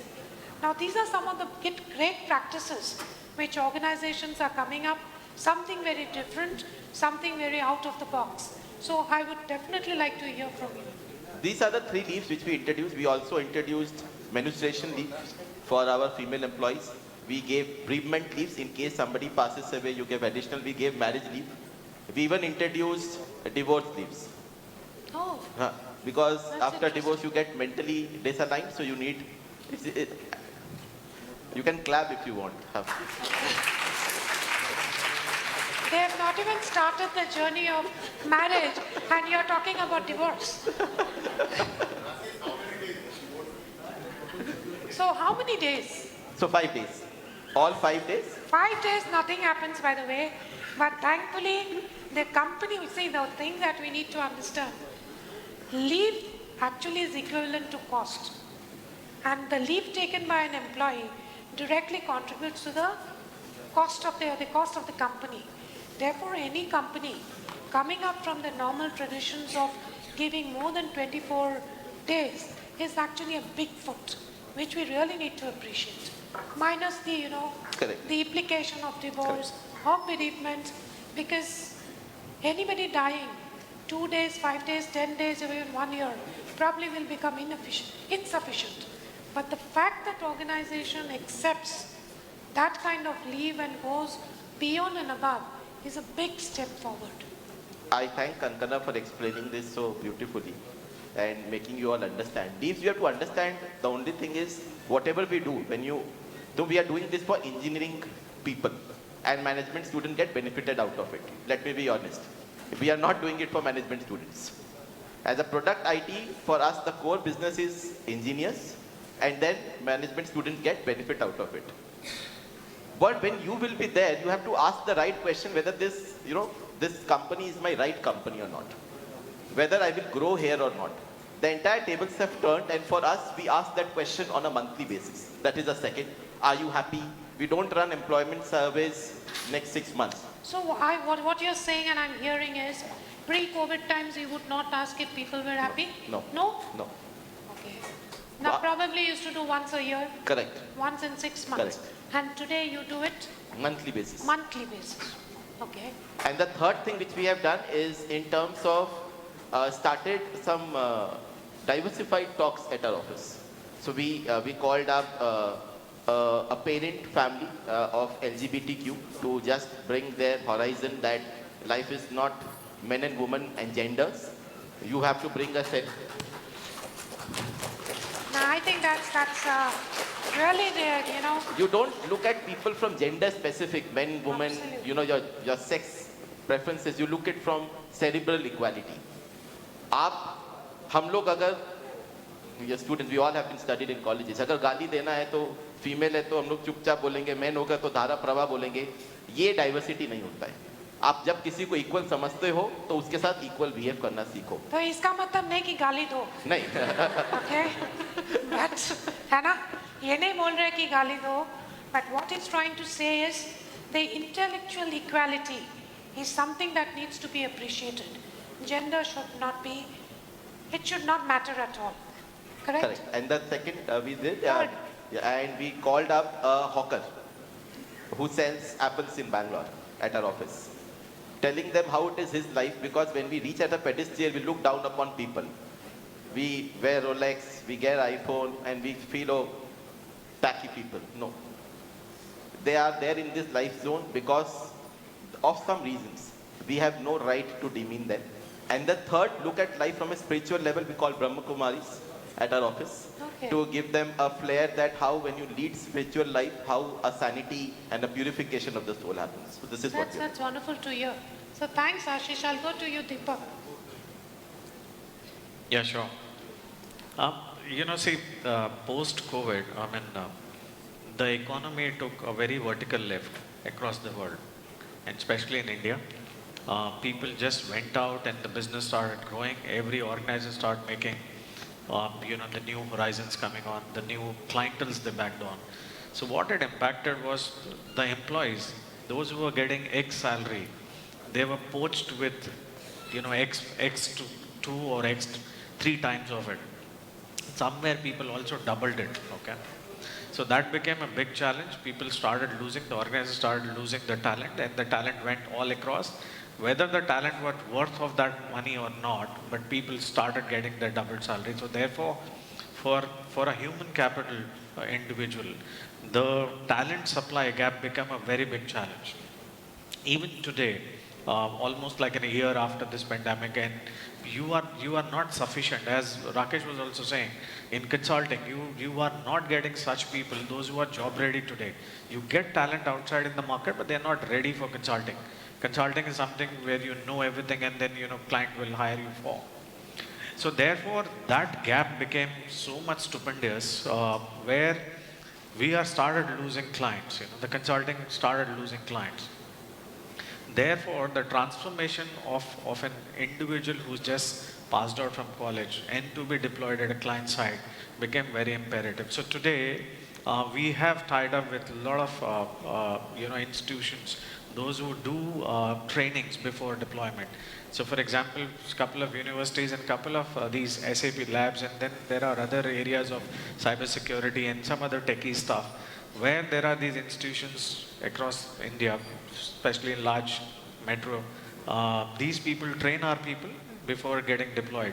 So we hire people from institutes, send them there for a training, say about 4 months, 6 months, and some of them are for 6 months, get them certified. Then get them into the system, induct them well, and then supply them to the client. So what kind of people do you hire? So we hire all space of people, whether it's management graduates or engineering graduates. So all sets of people, because consulting is all about. Yeah, of course. Students, yes. So you can give the opportunity. Yes, of course. So my only suggestion to people is, how do you transit? How do you transform your knowledge from a school to be on the corporate side and start delivering it? Because in consulting, especially in my area of organization, you don't get time to get groomed, right? You groom on the job. So therefore, when you come in, you have to be at least, if not 100%, definitely 70% ready. So start reading, start getting onto it, what these organizations do. So stuff like that will actually help you to transit into it. I mean, you have to create an interlock of your knowledge versus transformation to going onto the corporate side, because today there is a big talent gap which corporates are facing. I'm not sure about IT and manufacturing side, but consulting, definitely it is. I think talent, dearth of talent is always an issue, and dearth of right talent. It's not about the talent, but dearth of right talent. I will still ask you one more question, Deepak, relevant to what is that you are doing differently now, post-COVID, as an HR head in your company? What are your thoughts? So if you, so this is on the people side when professionally you are actually hit and your first target is to run the ship running, okay? And that's where you get people, you have to look for their upskilling. So upskilling is when the freshers come into the organization, and plus the people, those who are in-house, and how do you retain them? How do you make them sustainable so that your client business doesn't get so much suffered and hampered? So that's one way to look at it. Second thing, as Ashish was saying, there are a lot of new things which people have started demanding on. So whether it's leave, whether working from home, whether working from anywhere, and because most of the people, transited back to their hometowns and they don't want to come back again. And therefore they look for flexible working. These are the, new things which earlier were myths around that you can't work from anywhere. Now, most of the organizations are working on. But in our kind of an, setup, and especially Priya's area, you have to be on site. And similarly, like manufacturing has to run within the plant, same thing, consulting has to be run with the clients. So barring, 20% people, 80% has to be on site. 20% people still working on flexi, and we are definitely supporting them on flexi working. And especially, everybody's working around D&I, diversity and LGBTQ, as Ashish mentioned. That is something which has taken up, top line agenda for us as well. Trying to attract a lot of women, trying to attract women working from home, working mothers, people those who have not come back to their metro cities, and because the husbands have taken jobs in their own hometown, they don't want to come back, and they have to look after the family as well. So those kind of inclusiveness is something which we have taken it far reach. Also, the very good thing which has happened now, to fill this talent gap, we have started attracting a lot of people from the other side of the countries, and other parts of the world, like Middle East. You had loads of people, Indians being there, and their job cuts, and then what India has started paying, the lucrative amount of compensation packages, Middle East is still not. So therefore, we started attracting people, come home back, and not only Middle East, some of the US and European countries where the economy is not so doing good, and you would have heard recently the Europe is trenching into recession. So therefore, that opportunity lies for the Indian CHROs to get your talent back in India. And we have started... This is the right time, actually. This is the right time, absolutely. There was once upon a time what they call it as talent... yes. That was the word. Those silver dollars, yeah. So those silver dollars, what you go and earn there, similar thing is getting earned, and back in India, you can live with your relatives, family, and parents to be looked after. So that kind of a trend, we have started projecting it very high. And we are trying to call people back in India and saying, you just pick up a job and we will look after your children's education, your, transitioning from that country to this country, logistics, all that kind of a thing. And also we've started saying that, if your spouse is, from that background, and if she can be of any support, and so we are offering jobs to the spouses also. If not on the techie side, but definitely on the enabling side of it, whether it's finance, whether it's HR, admin, and then you have most of things to be looked upon. So in last almost like 7-8 months, we had offered around 150 people from Middle East and US, and I'm glad to say that almost like 115 people have joined back. Okay. Some of them have still been contemplating, because we are not the only one who's calling them. And there are other big fours also in the market from a consulting background, so they are contemplating. But I think that's the trend which most of the IT companies and others have also started picking it up. Not sure whether most of the people, those who are graduating in an IT sector, wants to still join the Silicon Valley, because the kind of exposure what you're going to get there, you're still getting in India. Okay. So before I move to Debyani and Priya Ranjan on one of the questions, I would want you all to be ready with what is that you all would want to hear. I mean, I know if you give us or you tell us on any subject, we can probably speak and extend for more than 1 hour. But I think the whole purpose of being here is how do we bring in some kind of value addition with our experience and knowledge. So be ready with the questions. Meanwhile, I'll want to go to Debyani. You know, HR has an uphill task now.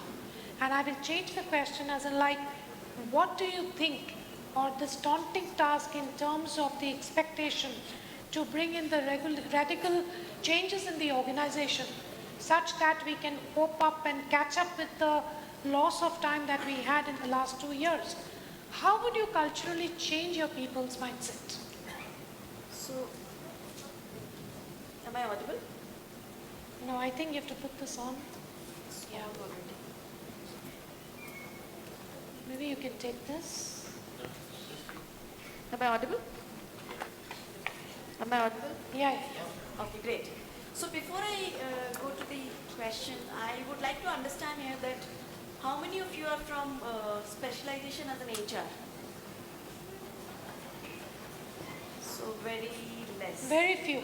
Okay. So why I'm asking this question is that when we talk about HR, right, and the things which we are talking about, this is not primarily only belong to the department known as HR. It belongs to anywhere where there is people. So it is more applicable to people who are in ops, people who are in mainstream, people who are in sales, and of course others, right? So HR from the perspective of only HR, that this is a department's work as an HR, is a myth. Please understand that. Now, going back to the question what Dr. Deepak has touched upon, reskilling and the other things. Over and above that, what we as an organization are gearing up is for fundamentals. And the reason of touching upon the fundamental once again is because we are all reading and we all know about the Great Resignation. And in the IT organization, there is a big churn because of the Great Resignation. And almost the 40 or the 50% organization is new in this COVID era. So the first lockdown which has happened in March 2020. The first year, and I'm giving the background so that you people understand well why am I talking about fundamentals. So the first year, which is 2020, was a very silent year. And when I say it was a very silent year, it was silent from the perspective of hiring as well as resignation. When we moved to year 2021, that is the year which was a very, very turbulent year. And the turbulence was from the perspective of definitely resignation. There was great resignation. There were huge resignation. In fact, in IT, it was beyond our imagination. And the dearth of talent was always there. It was prior also. It was there also. It was there pre-pandemic also. It was there right now also. And it was there in between the pandemic also. When there is a churn in the organization, which is around 40-50%, where is the biggest gap? The biggest gap is in the fundamentals. What do we mean by fundamentals? Fundamentals are basically the values and ethics which we talk about. When new people, when the people from campus or the people even from the lateral hires are joining the organization and they're coming from a different culture, we as an organization need to definitely make them aware of the fundamentals. Now, if I touch upon a few of the very, very fundamental and basic things which we talk about values and ethics, you must be reading about moonlighting. We should absolutely avoid. And many of us... Second, Debyani. So, how many of you all have heard about this buzz phrase called Great Resignation?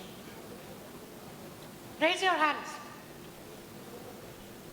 Very less. Great resignation? Is it that you all have not heard? No? Okay. What about moonlighting? Many. Oh, that many. Oh, that's... So that's probably one of the interest areas. Then what is quiet quitting? Have you heard that? These are even we are also learning. But have you heard those terms? No. Anyway, I think great resignation is something not heard, which is good, because it's not something to remember. Now, moonlighting certainly, because that has got a direct proportion to your value systems and what you're taught, and I'll leave it to Yes, thank you, Kankana.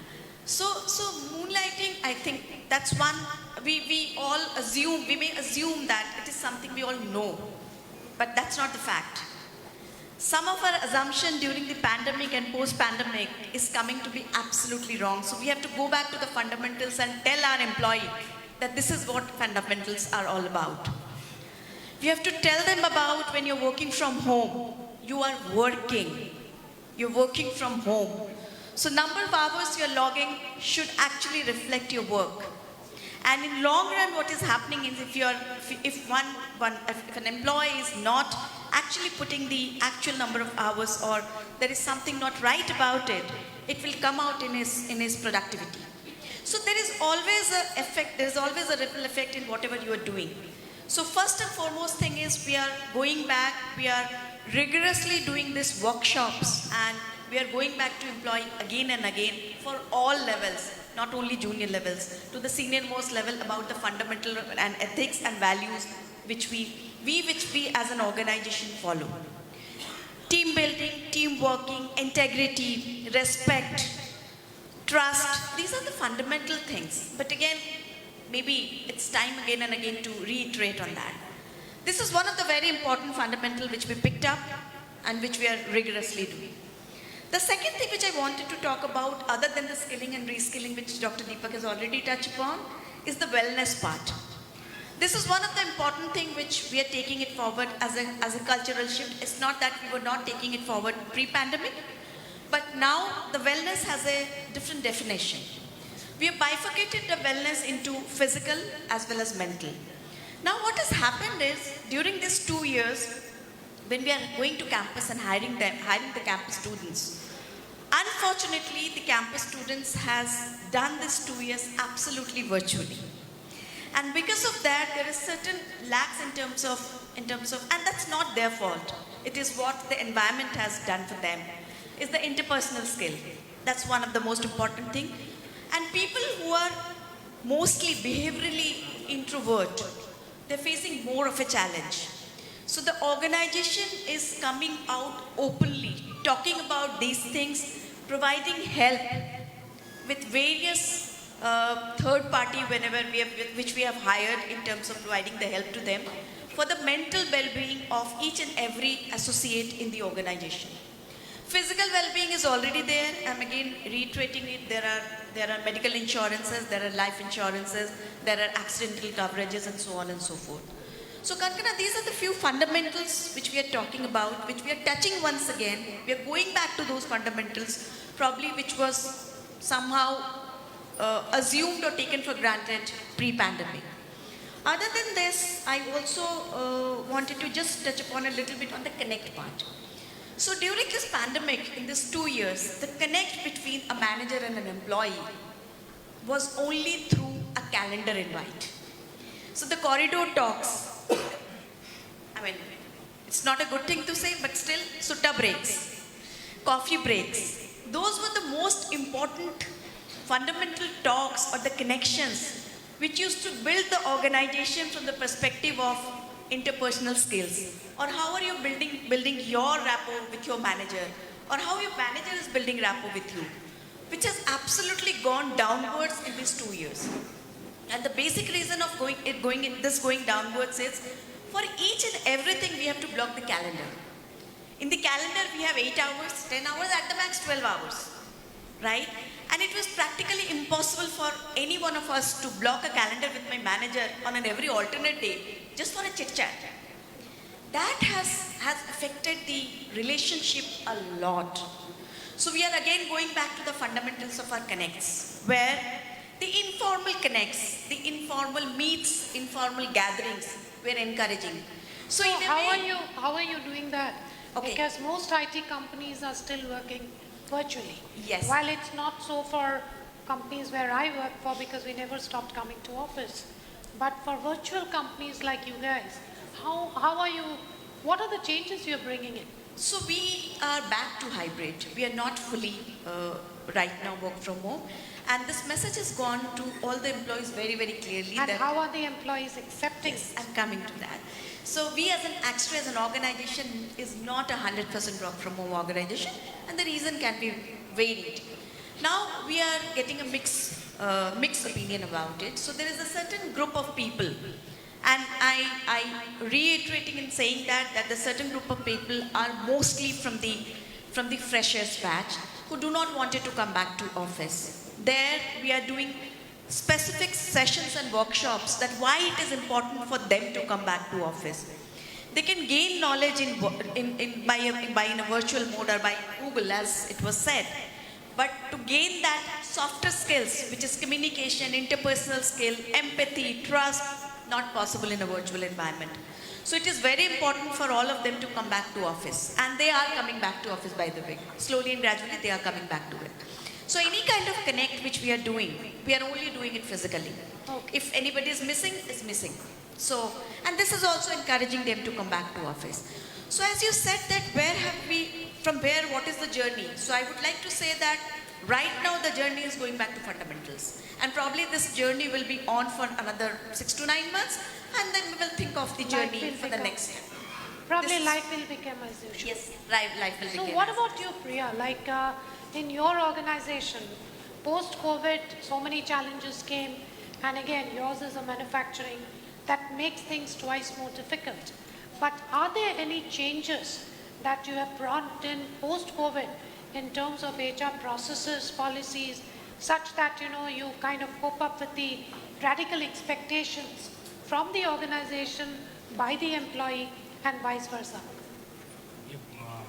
Post-COVID, we did a lot of radical changes from employee experience aspect to employee well-being part to employee wealth creation part. First, I would like to touch employee experience aspect. We bring complete digital platform, starting from our prospective employee till retirement, starting from interview process to onboarding process. Once people on board, then their own experience, all things digitally. But we keep very balanced approach, take and touch. Because ultimately, touch part, which cannot be replaced by take. Ultimately, take is controlled by human only. So that we have taken care, and that bring paradigm change in people experience part. We bring altogether new platform of employee experience, and that they can handle our palm top or our mobile itself. Second aspect, paradigm change in employee well-being aspect.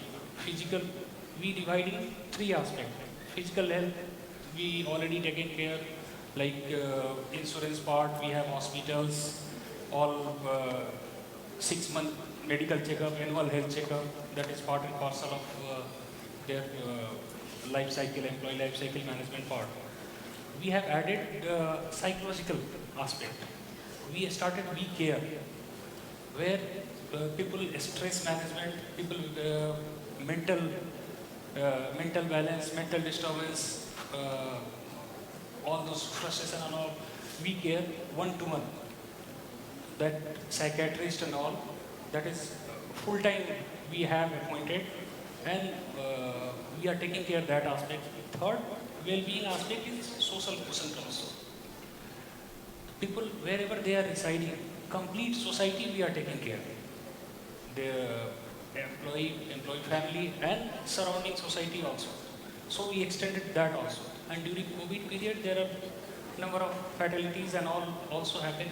We have ensured their earning part till retirement. Means all those employees who died during COVID period, So company is providing their salary till retirement. Their education and all those things taken care by our company. And one big thing we bring during the COVID period, our chairman had decided to create the wealth creation. And all employees, from junior to top, we have given ESOP. During that downturn time where all those areas people are talking about the salary cut and all, whereas we were creating wealth for employee. We had given ESOP for each and every employee. So that was typically a creation of the ownership and all. So big paradigm change in cultural shift part. So not by word that ownership, by in real sense we are creating the ownership among the people, whoever is working for us. And next part is reskilling aspect, which we are talking about. Complete learning management systems we have created for CPU, Skillsoft and Harvard. So with their collaboration, we have created a very big platform for learning. And those aspects inculcated in our culture. And you amazed to know that earlier our training mandates was merely 4 to 5 days per annum, whereas now it rose up to the level of 12 days. And that is part of their PMS cycle also. And they have to earn those batches, those e-learning aspects and all. So paradigm change in that part. We are working on three theory like innovate, transform and optimize part. So a lot of innovation activities going on people platforms. And this is how we are changing ourselves. That's wonderful, wonderful. Now all the students there, what is that you all would like to hear from a perspective that you all would be the budding, as you move from campus to corporate, campus to entrepreneur, campus to government jobs. I mean, you'll need to equip yourself with certain skills. And by skills, I don't mean to say your technical or functional skills. So throughout the last half an hour, we all have been talking about some of the skills which are softer in nature, but very important for your success in your future. Now my question to you all is, and I would want you all to participate. So guys here, please pay attention. So what is that tomorrow if you'll go and join, say, his company where they hire so many, from MBAs, management students, what would you all expect from them? What will you all expect as a company to provide you all, apart from good salary?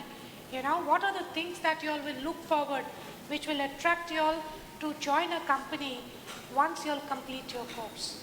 And that's for all of us. I think that's something I would like to hear from you. Correct me if I'm wrong. Yes? Yes, we have been talking from an employer perspective. Want to hear from you all, which is our learning, which is something we can go back to your workplaces and try to change. So I would like to hear on behalf of the entire panel members that what is that you all expect from a company should you all choose to join them, apart from salary? Sorry? Yes, but I don't have the Mentimeter, otherwise I could have. Yes, tell me, what are the things? Yeah. Please.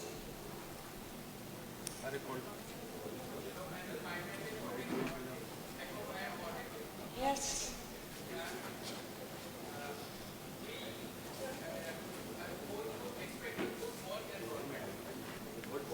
Good work environment. So, or maybe you can say, how many people think that work environment is extremely important for you all to choose a company? Raise your hands. So when you say work environment, sorry, since you stood up, what does that you mean? Is it good cafeteria? Is it good ambience? Or right tools at the right time? Or is it how you are being treated? What are the things which according to you constitutes a nice working environment? Ma'am, work environment means, I mean that it's as a whole where like we are dealing with a pressure and working, where a work environment is like the ambience, the work circle, the group we are in, as a whole I am considering it as a work environment. But I'm still looking for one answer. Anybody who can explain for their thoughts on work environment? Yes, ma'am.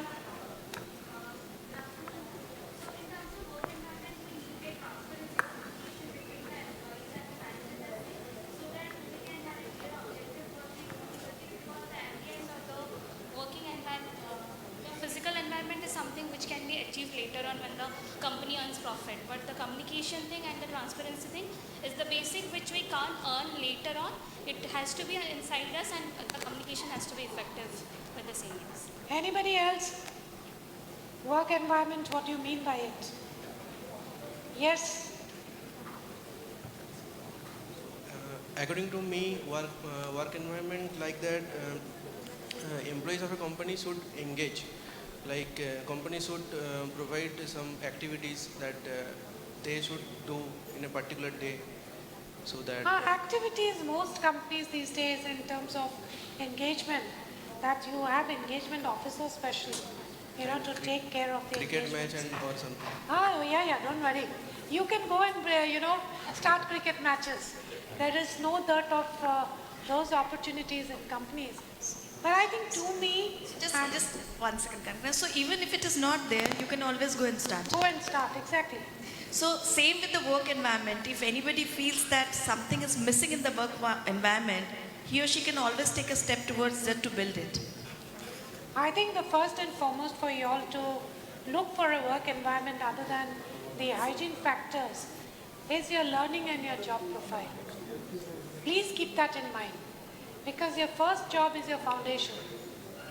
Or your first, whatever, even as an entrepreneur or, the experience or the learning you have in a public sector or a government job, that becomes your foundation. So my suggestion for all of you would be, while these things are given to understand, because every company has some standard of environment, but very important is an environment to learn, an environment to be respected. These are the things you all need to look forward to. And what else? Thank you very much. Other than work environment, what is that you all would look forward to? Yes, ma'am. Very good morning to the panelists. I am Kumar from MBA second year. For me, as an individual, I feel candidates' experience is something that is very important because mostly people think once the candidates join in the organization, the job is done. But it is not true is what I feel, because if the employees spread bad word of mouth, then that is where the organization is not doing well. So candidate experience is a very important factor is what I have to say. Oh, fantastic. Very good answer. Fantastic answer. Anybody else? What is that you expect from the corporate or your employer? Yes, ma'am.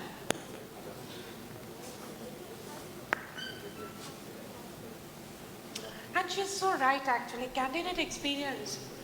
And I think all of us are working towards it. It's not just about hiring, but the experience which every person goes through from the day the offer is given, right through the, the entire journey is very, very important. Yes, ma'am. Hello, ma'am. My name is Swastika. So, ma'am, my expectation from an organization would be a holistic mental well-being of the employee and towards their families as well. And I feel, for example, Misho launched Reset and Recharge 11-day work break for their employees, and I feel that it's a great initiative for their employees. And a company which I am looking forward would be a company which can give these kind of policies and benefits to its employees, because I feel mental health is something which has been ignored in the COVID time. And companies are emerging to understand that, and it's something very vital for me. So I think that is it. So what you're talking about is holistic well-being.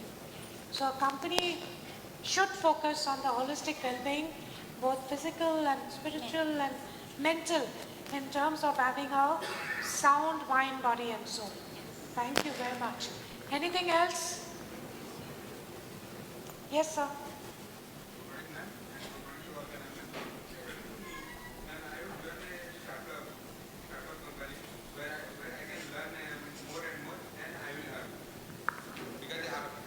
So you don't want salary, you want earning. But if I will learn, then I will earn. Because in the spelling of learn, there is, if you cut the L, we can earn. Wow, very nice. That's a very smart answer. This is my learning from you. I will use this next time when I talk to people in my office, that if you remove the L, you will learn. You have to learn then remove the L, right? Thank you, ma'am. Thank you very much. Ma'am, according to me, if there is extra time management, means there is fixed time working hours, after that they will ask for extra time. That should be reduced in a corporate where I will join. So what you're saying is you should not have extended working hours. Yes, ma'am. Yes, that's an attempt. It's how you do your work. Unless you are, you have to go and do overtime. According to me, I think most work can be done within 8 or 9 hours in a day. With full focus, I don't think that's not possible. That's impossible. But yeah, there could be occasions where you may have to stretch. But what you're saying is an organization which does not make you work just for the sake of making you work for more than 8 to 9 hours. Good inputs. Thank you. Any other question that you all want to ask? I would like to, generally when we come back to the institutes and we go back, and first of all, I would all like you all to clap for the 6 people who stood up and asked the question. It's not, you clapped only when you heard something good. Somebody who asked these 3 questions, you did not clap. This you have to eliminate from your mindset. You have to appreciate everything, not only which is something good. Second thing is, when we come back, I have been associated with KIIT for last 2 years, and great to be here, hospitality. We come back and I was thinking back of the mind कि यहाँ से जब वापस जाएंगे, तब क्या impact छोड़ के जा रहे हैं, या क्या करके जा रहे हैं. We as people leaders in our respective organizations can do for the people. When we come back, we have limited positions. We can come back for campusing and give employment. I want to do something different. I have space of time in my job, not as occupied as my fellow leaders. I run a mentorship program for last 2 years where I go and I pick students and I mentor them, taking them to the CXO level. When you go back to the institute, everybody is teaching, but everybody will not become an entrepreneur. Everybody will not get a life. So how we choose this? It's a competitive spirit. You go back to LinkedIn and post your failure story, tagging me. If I like something, you become my mentor, you will hear from me, and you will get a mentorship through your life. So. Wow. I think that's in this age when all of us are so pressed with time, I think Ashish giving that time out for himself to extend to become a mentor. Just go and grab it, take this opportunity. So any other question that Priya you would want to share, ask with the students or ask the panel itself? Just because I have been assigned moderator doesn't mean I'll be asking questions. So any of you all are free to ask. Yes, sir. I am Krishna from MBA first year. Ma'am, my question was that corporate should focus more on the time duration of an employee or the efficiency of an employee. Because what I think that if we focus more on efficiency, the employee will be more enthusiastic in working with the company rather than be like an orthodox like being from 10 to 6 or 10 to 8. I agree. So should companies should do that or not? See, most progressive companies, I won't say all, most progressive companies, and I'm talking about the panel here and so many other HR heads representing big companies. I don't think we go on the number of hours. Click in at 10 o'clock, click out at 6:30. Most companies, except in factories, where you have no choice, time sheet becomes very important because it's directly associated with the machine, because the machine will take you exactly how much you are going to produce. But otherwise, I don't think, that holds good today for most companies where you have a fixed in time and out time. And even if those people who are companies who continue to do that, they are definitely changing in their mindset, because otherwise it will become very difficult to get the right talent. So I'm sure. Yeah, please go on, sir. And just to add to what Kankana said, you will find in many of the organizations these days, they have overlapping hours in the sense that Those are the number of hours where you are required to be in the organization. And rest, it's up to you. So maybe that is 11 to 3, somewhere it is 10 to 2. I mean, different organization has different things. So But it's most just, companies. yes, and this just to encourage this. You know, at your age, okay, how much, you don't think about working hours. This is the time when you can burn the ground out. Whatever you learn, it is going to benefit you. In organizations, people will come, people will go, laterals will come, seniors will come, the talent will come here and there are huge organizations where thousands of thousands, I mean, ask Priya, he must have having almost like 50, 60,000 employees all around, right? So it is in your benefit that how much you burn out today, which will help you out tomorrow. So don't count 10 to 6. Even today, I mean, if there is a need, I work even whole night. 17 hours, 24 hours.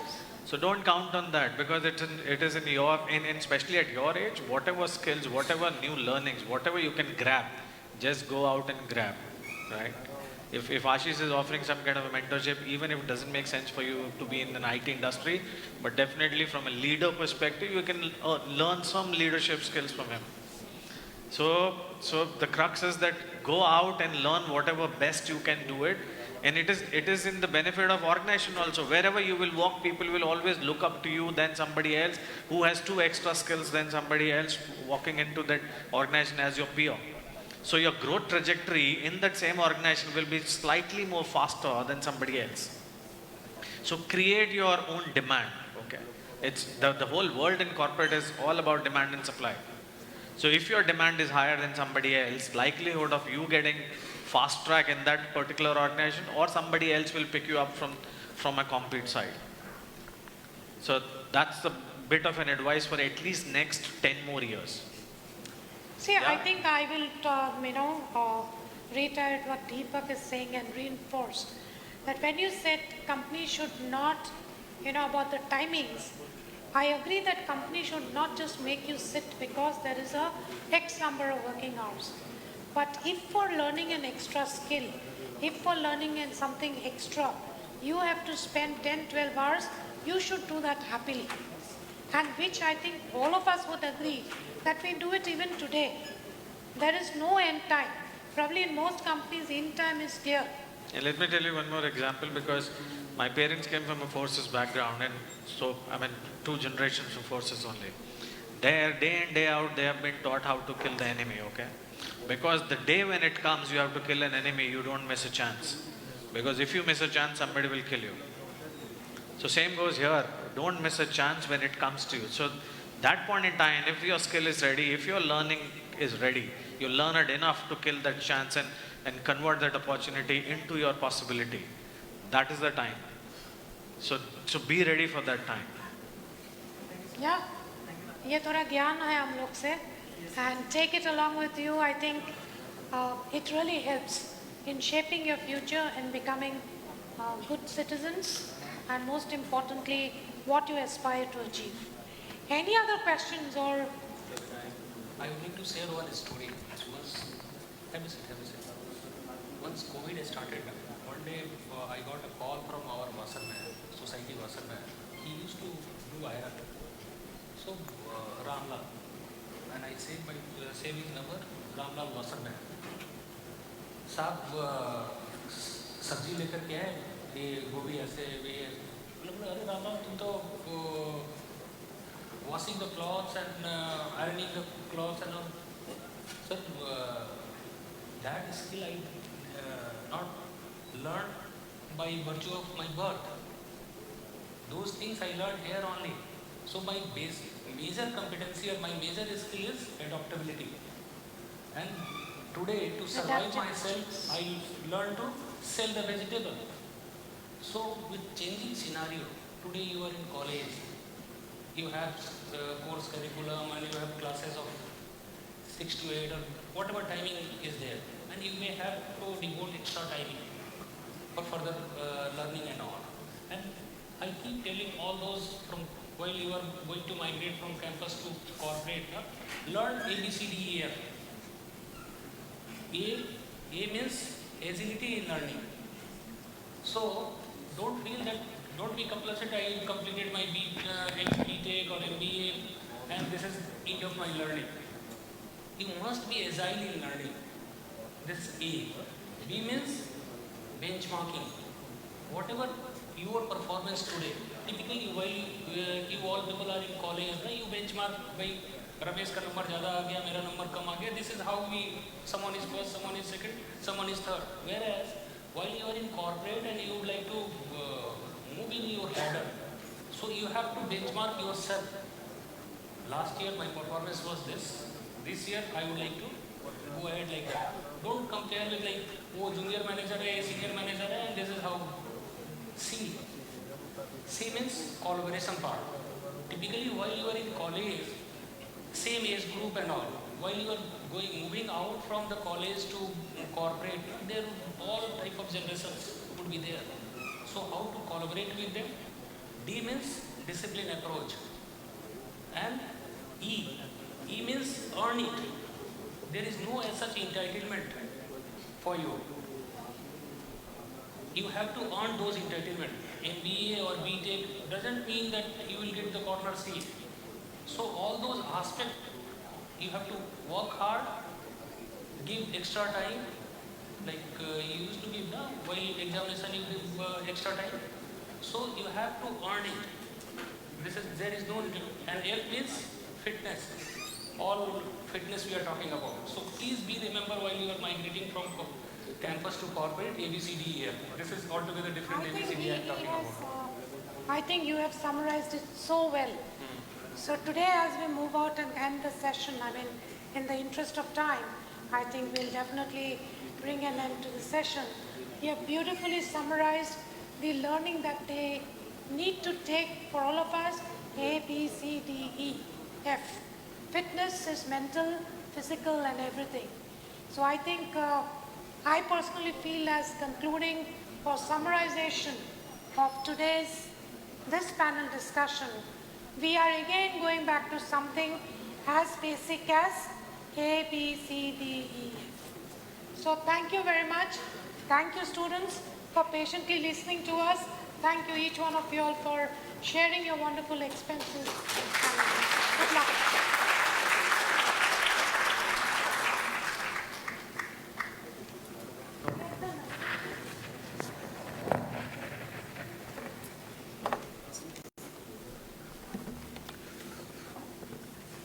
Thank you, ma'am. I also want to express my gratitude to the panelists for joining us today despite their hectic schedules and providing us with some good analysis on all the topics that we discussed. I'd like to welcome the Dean, Professor Dr. Sumita Mishra, to felicitate our esteemed panelists.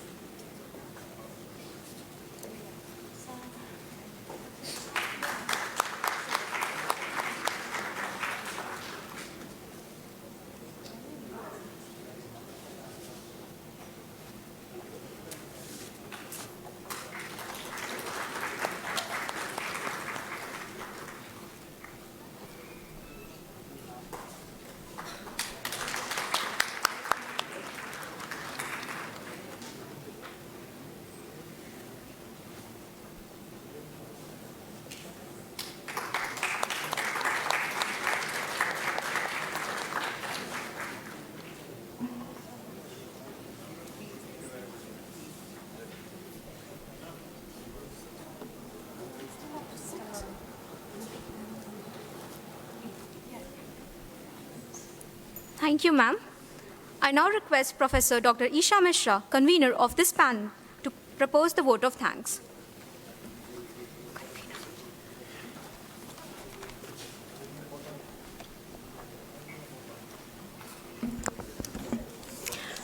A very good afternoon to dignitaries on the dais, off the dais, and my dear students.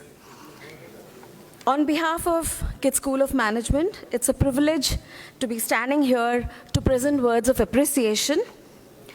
The first panel was themed Reinventing HR Process for Accelerating Change in the Post-COVID Era.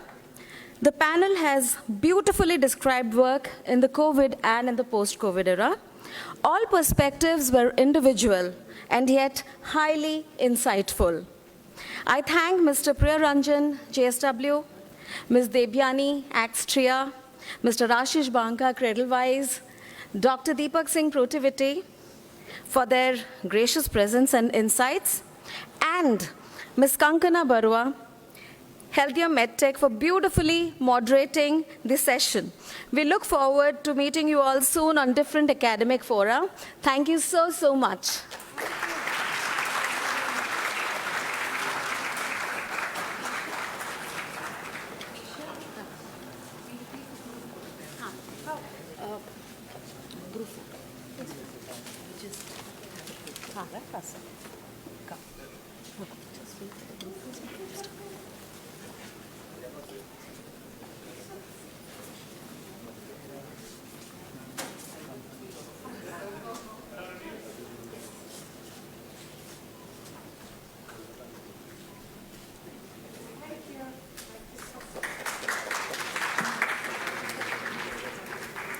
Thank you, ma'am. I request the dignitaries on the dais to take their seats in the front row.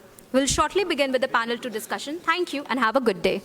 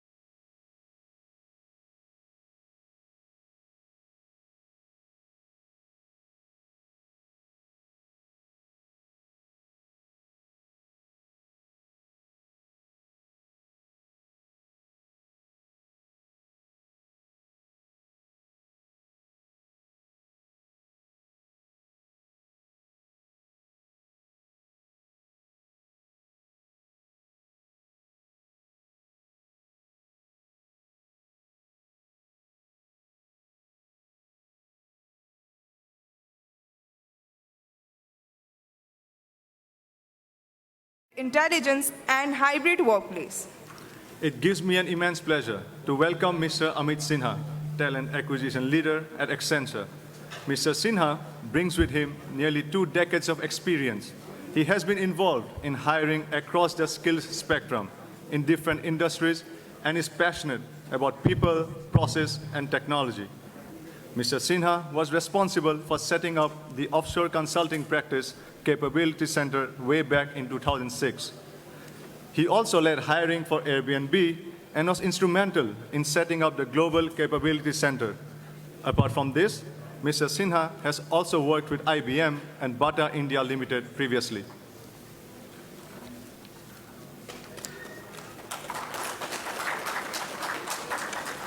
We are delighted to have Mr. Suraj Chetri, Head HR Airbus.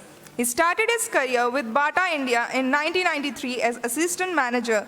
In 1996, he joined Robert Bosch India. At Bosch, he won NHRD and Bangalore Chapter Young HR Manager Award and was a part of the team that won the Best HR Practices Company Award from NHRD. In 2003, he joined General Motors as General Manager HR. He was part of the project leadership team responsible for setting up their operations in India. Thereafter, he joined Textron India in Bangalore as their Director HR and was instrumental in setting up the entire HR infrastructure. In 2011, Mr. Suraj joined Airbus India as their Regional Director HR. Under his leadership, HR has been conferred with 100 top organizations with innovative HR practices in 2018 and 2019 by APAC HRM Congress. Along with that, he has won National Best Employer Brand Award from 2018 to 2022 consecutively by CHRO Asia. Mr. Suraj has an overall experience of 29 years in aerospace, automotive, engineering, sales, marketing, and manufacturing sectors and is located out of Bangalore. Ladies and gentlemen, it's a great pleasure to welcome Ms. Zarna Trivedi, Head HR Versa Networks. Ms. Zarna is a highly skilled HR leader with around 15 years of progressive and comprehensive experience in entire gamut of HR. She has handled human resources responsibilities like organizational development, HR generalist, HR consulting, HR technology, talent acquisition, and talent management. Prior to working with Versa Networks, Ms. Zarna was associated with Dimension India Private Limited. I would now like to welcome Mr. Sankalp Mohanty, Partner Human Capital, Deloitte India. Mr. Sankalp is a partner with Deloitte and based in Gurgaon, India. He is an experienced consultant with more than 18 years of experience with leading professional services organizations like Aon Hewitt, Accenture, Strategy, and Mercer. He has partnered extensively with clients to solve problems across the spectrum of organizational effectiveness, leadership effectiveness, performance enablement, and HR function effectiveness. Mr. Sankalp's primary focus currently is to help client organizations articulate their human capital strategy, design and align the organization structure and leadership capabilities to enable the business strategies.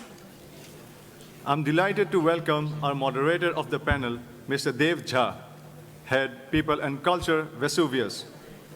Mr. Dev is a human resource professional of repute with over 17 years of rich and diverse sectorial experience in HR. He is a master in human resources and organizational development from Delhi School of Economics. He has worked with reputed organizations like Carrier Air Conditioning, Tata Infomedia, SRL Ranbaxy, and Videocon. Sir, we request you to take over the session.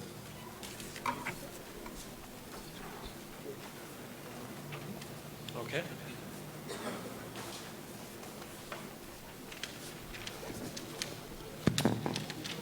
Yeah, thank you. Good afternoon, everyone. I'm sure you have been listening since morning. You need to spend one more hour with us again. What we will do that, we have a great co-panelist with us. We'll break this session into two parts. One is, of course, we'll have a discussion based on some of our thought process and the perspective we will share. And then we'll flip side the other way. We'll listen from your perspective And what do you expect from us to share on this point? Is that okay? We'll make it more a dialogue and the discussion more as a conversation. Thank you, Amit. Thank you, Suraj. Thank you, Zara. Thank you, Sankalp, for the joining the session.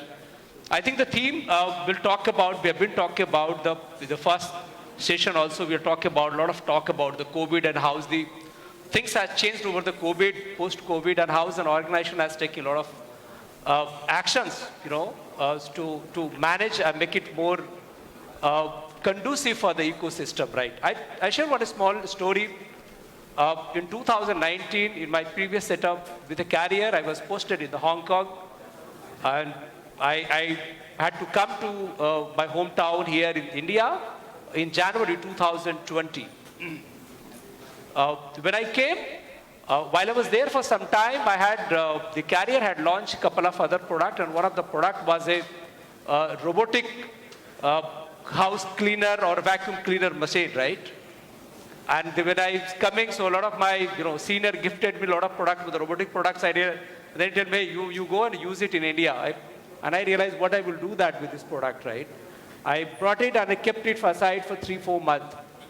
The moment after the March, this all incident happened in 2020. And when suddenly the world is completely closed and we were forced to do everything for ourselves, then we realized the importance of that robotic machine, right? Then we basically dependent on that. We started learning how to operate it. And that was a life savior for for the 2022 for all of us, for family, I must tell you, right? Why I wanted to bring this discussion here, the perspective and the way we work and the way we operate has drastically shifted.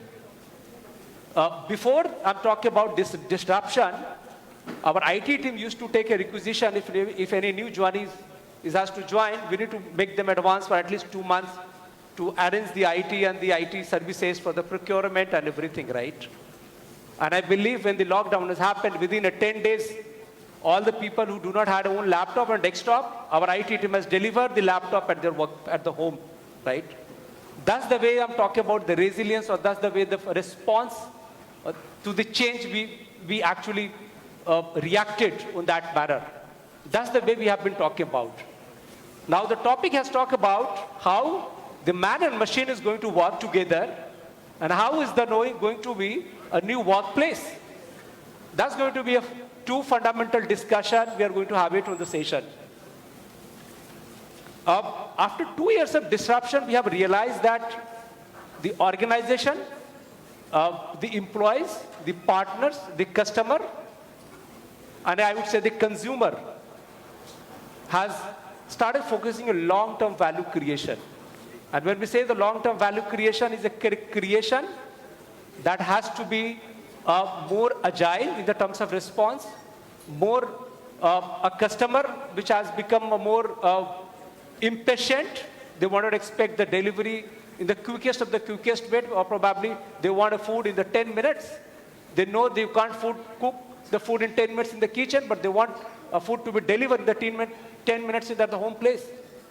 That's the kind of the response we are started expecting on that. Now, how the man and machine is going to work, these are the themes of the discussion we have. And how is the workplace, the kind of the work pressure of the consumer aspiration has started creating, how the workplace will look like on this topic. I again would like to welcome, thank you Amit, thank you Suraj, Zara and Sankal for the joining, right? Now let's look at the workplace, then we talk about how we, man and machine going to correlate on that part. Zara, I start with your, especially the organization, because we have a diverse opinion and the diverse people coming from the industry. Suraj largely work in the manufacturing or the aviation industry. Amit represents the consulting. Amit and Sankal both represent the consulting. Zara represents the IT. So we have a diverse of the opinions, a diverse of the views, and let's see, look forward.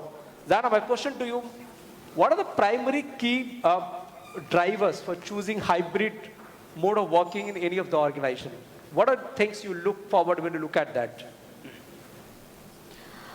Well, hi everyone, good afternoon. and thank you for this opportunity. So yes, hybrid is something that we all have been talking about throughout since the time the pandemic was almost coming to an end, right? So we need to understand what is hybrid and what is not. But yes, that and something will be taken care during the discussion. While I'll try to touch upon the areas like what are the drivers that during the choice for the change that we have to look into while choosing the hybrid model. So for me, some of the drives that is very important are availability of the talents, very, very important, where is it available. How are we able to engage with them, right? So engaging with them, connecting with them, and at the same time, it's also a retention, right? So there are some parameters. If I have to put it in a nutshell, it would be engagement, productivity, and retentions are some of the most key areas or key drives that would really matter to decide on the same. Okay. Maybe I would like to talk about it in detail as we go further. Sure. Maybe I can drill down a few more questions as we move further. Sankalp, I know Deloitte has been doing a lot of research recently in the recent study about how many willingness to the employees to coming back to the workplace, right? So it has been pretty challenging, So what is it, the good or not so good of the hybrid work model for both employees and the employer perspective? Okay. Let me start with the employee, right? And I'll come to the employer. What's good for the employee, I think, is it gives choice, or at least it provides choice to the employee. Whether you want to come in, whether you want to work from home, whether you want to do a little bit of both. I think this thing about working from your office versus working from home, it's not a discontinuous choice, right? I think the key is, and an employer determining where you should work from is not really progressive. What's progressive is giving the employee that choice, right? And I think with hybrid, there is the opportunity to give the employee the choice to choose whether they want to work from home or want to work from office and make that determination on an ongoing basis, right? So I think that's one. Providing choice to the employee, it gives them greater flexibility, at least in theory. And that's some of the other stuff that I'll talk about as well. In terms of, at least in theory, it gives employees flexibility around where they want to work out of. They can plan their work accordingly. The flip side for employee, I mean, especially for women employees, I think it's been proven that it's actually been a lot tougher on them. And I think that's something that organizations do need to be aware of. And I think more than the organization, maybe managers need to be aware of that as they actually look to build this out. It also has challenges, I think, for, especially if you're younger in the organization, right? If you're just starting off in a career or you're starting off in a new organization, it's a lot more harder to form bonds with your people. It's a lot harder to get mentorship in a hybrid or a virtual work environment. So if you're young, if you're just starting out in your career, it can impact how quickly you can get embedded in the organization. It can impact how quickly you absorb skills, because especially in places like consulting, a lot of what you learn is stuff that you learn on the job with your colleagues, working out of client sites, working out of other locations. So I think those are some of the pluses and the minuses. From an organization perspective, on the plus side, I mean, I think productivity can go up and has been seen to gone up in many places. You can obviously manage your real estate costs a lot more effectively if you go hybrid. A lot of my clients have given away office space, reduced office footprints by 10%, 15%, 20%. Deloitte's done it as well. We've given up a lot of our office space as we transition into even more of a hybrid work. So I think all of those are positives for them. Yeah, but on the negative side, again, for the organization, again, the culture is really difficult to build culture in an environment which is hybrid. It's not impossible, but it is much harder. And I also think that it can lead to some discriminatory behaviors, which I think is something that organizations need to be more wary of. So I think, yeah, those are some of the pluses and minuses of hybrid. I have a few more questions. Maybe probably once we complete that, we'll get into that. All right. Suraj, Hybrid not something new talking about, right? Hybrid has been before COVID as well. But the discussion, and I would say the meaning of the hybrid a little bit has been changed or maybe become more a buzzword these days. What do you think a hybrid work model and what it is not? How does it differentiate between the flexible working? What is your thought process, Suraj? Thank you, Jaji. Talking about food has made me all excited. And I think one of the skills that I have learned during COVID is Rafu Kari. Those who understand Hindi is, and that's my job now after the two panels have talked about COVID, talked about hybrid. Now I need to tell you what hybrid is. Honestly, I do not know what hybrid is. Surprised? Because, now let me give you a theory because you all are from a management school to back that up. The reason why I say is I do not know what hybrid is because we are still trying to understand the nuances that we have when people are working. So basically how to work from the office and how to live a life. And this situation or this balance we are talking about is flexing itself. So if you want me to give you a definition of what hybrid is, it's basically a flexible approach to allow employees to split their time between working at home and working at office. And you see this flexibility that is there itself provides the complexity, and that is why I say it's difficult to define. Because on the one side it could be hybrid at will, where anyone and everyone comes whenever they want to, or they don't come at all. And then it could be a hybrid split week where the manager decides, okay, this is the day you come, the other days you don't come. Or it could be a manager scheduling of hybrid, or it could be a mix, or you don't come at all, that is also hybrid, and if you come 100% to office also is a hybrid. So that is what has happened today, and that's why I say we are privileged, and of course you all will join the industry very soon. We are privileged, and we are in a time of a social revolution where we will define what we want our lives at work and our lives outside work to define us. You understand what I'm saying? We will define ourselves at work and ourselves at outside work. So what is your definition going to be? Is it going to be when you stand up and come on stage, they say, is the head of HR for Airbus? Or they say he's a social entrepreneur who has worked on sustainability and in the last 1 year has been able to save 300 metric tons of carbon dioxide. That is what we are going to decide. So it's basically 100% work from home to 100% work from office and any combination in between. But the main aspect for us as managers, as leaders, is the combination that you want to have between human touch and virtual touch. And that will decide how we want to do it. And I will tell you something, I'll leave you with this statement, that you think hybrid is very easy and everyone can work from anywhere in the world. That's a myth.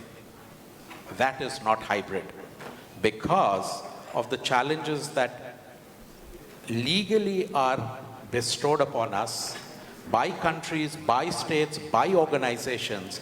Till those things are sorted out, that's going to be a challenge. What is it not? It's not a license for you to moonlight. Now at least you'll understand what moonlight is, right? When the first time I heard moonlight, I thought it was, you know, I'm too old to moonlight because gone are my days, I'm married and I have 2 children. But then I understood moonlight means something else. It is not the right for you, if you're not keeping well, to stay at home and get an extra day of work. That's not hybrid.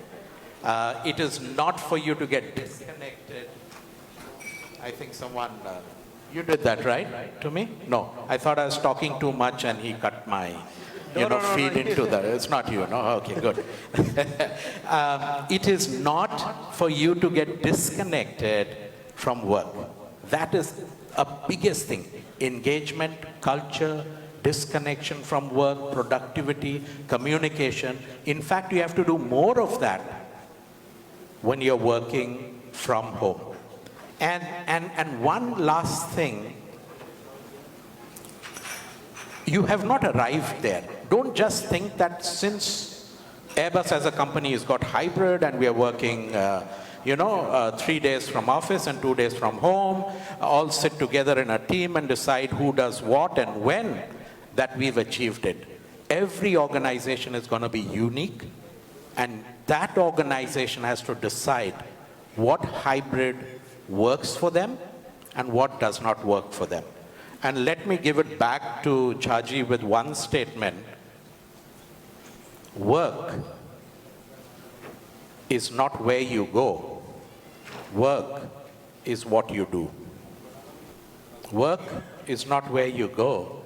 Work is what you do. Over to you. Thank you. Thanks, Suraja. Thank you. You still have a time in case if you want to add something more, right? So don't worry for that. All right. So, Amit, a talent acquisition leader, right? So, if you look at the India demographic, say, your 65% of the population falls below the age of 35. And I'm sure you're visiting most of the campuses for the hiring. You hire lateral as per the campus as well, right? What are the most preferred choices of the work model the candidate, express themselves for these days, right? Probably they must be asking these kind of questions, right? Can I operate from some different locations? Can I operate from the hybrid model? Or do I need to go to the office? If I do need to go to the office, is it something, a different time zone? What kind of things and how to deal with that? Thanks for that question, Dev. You made my life easy because I have this august audience here to actually help me answering the question. Okay. So I have the liberty to reach out to the audience. Perhaps it's going to be engaging as well. But before I do that, let me do a quick check on the diversity here. So how many of you are from, say, Maharashtra, Mumbai, Pune region?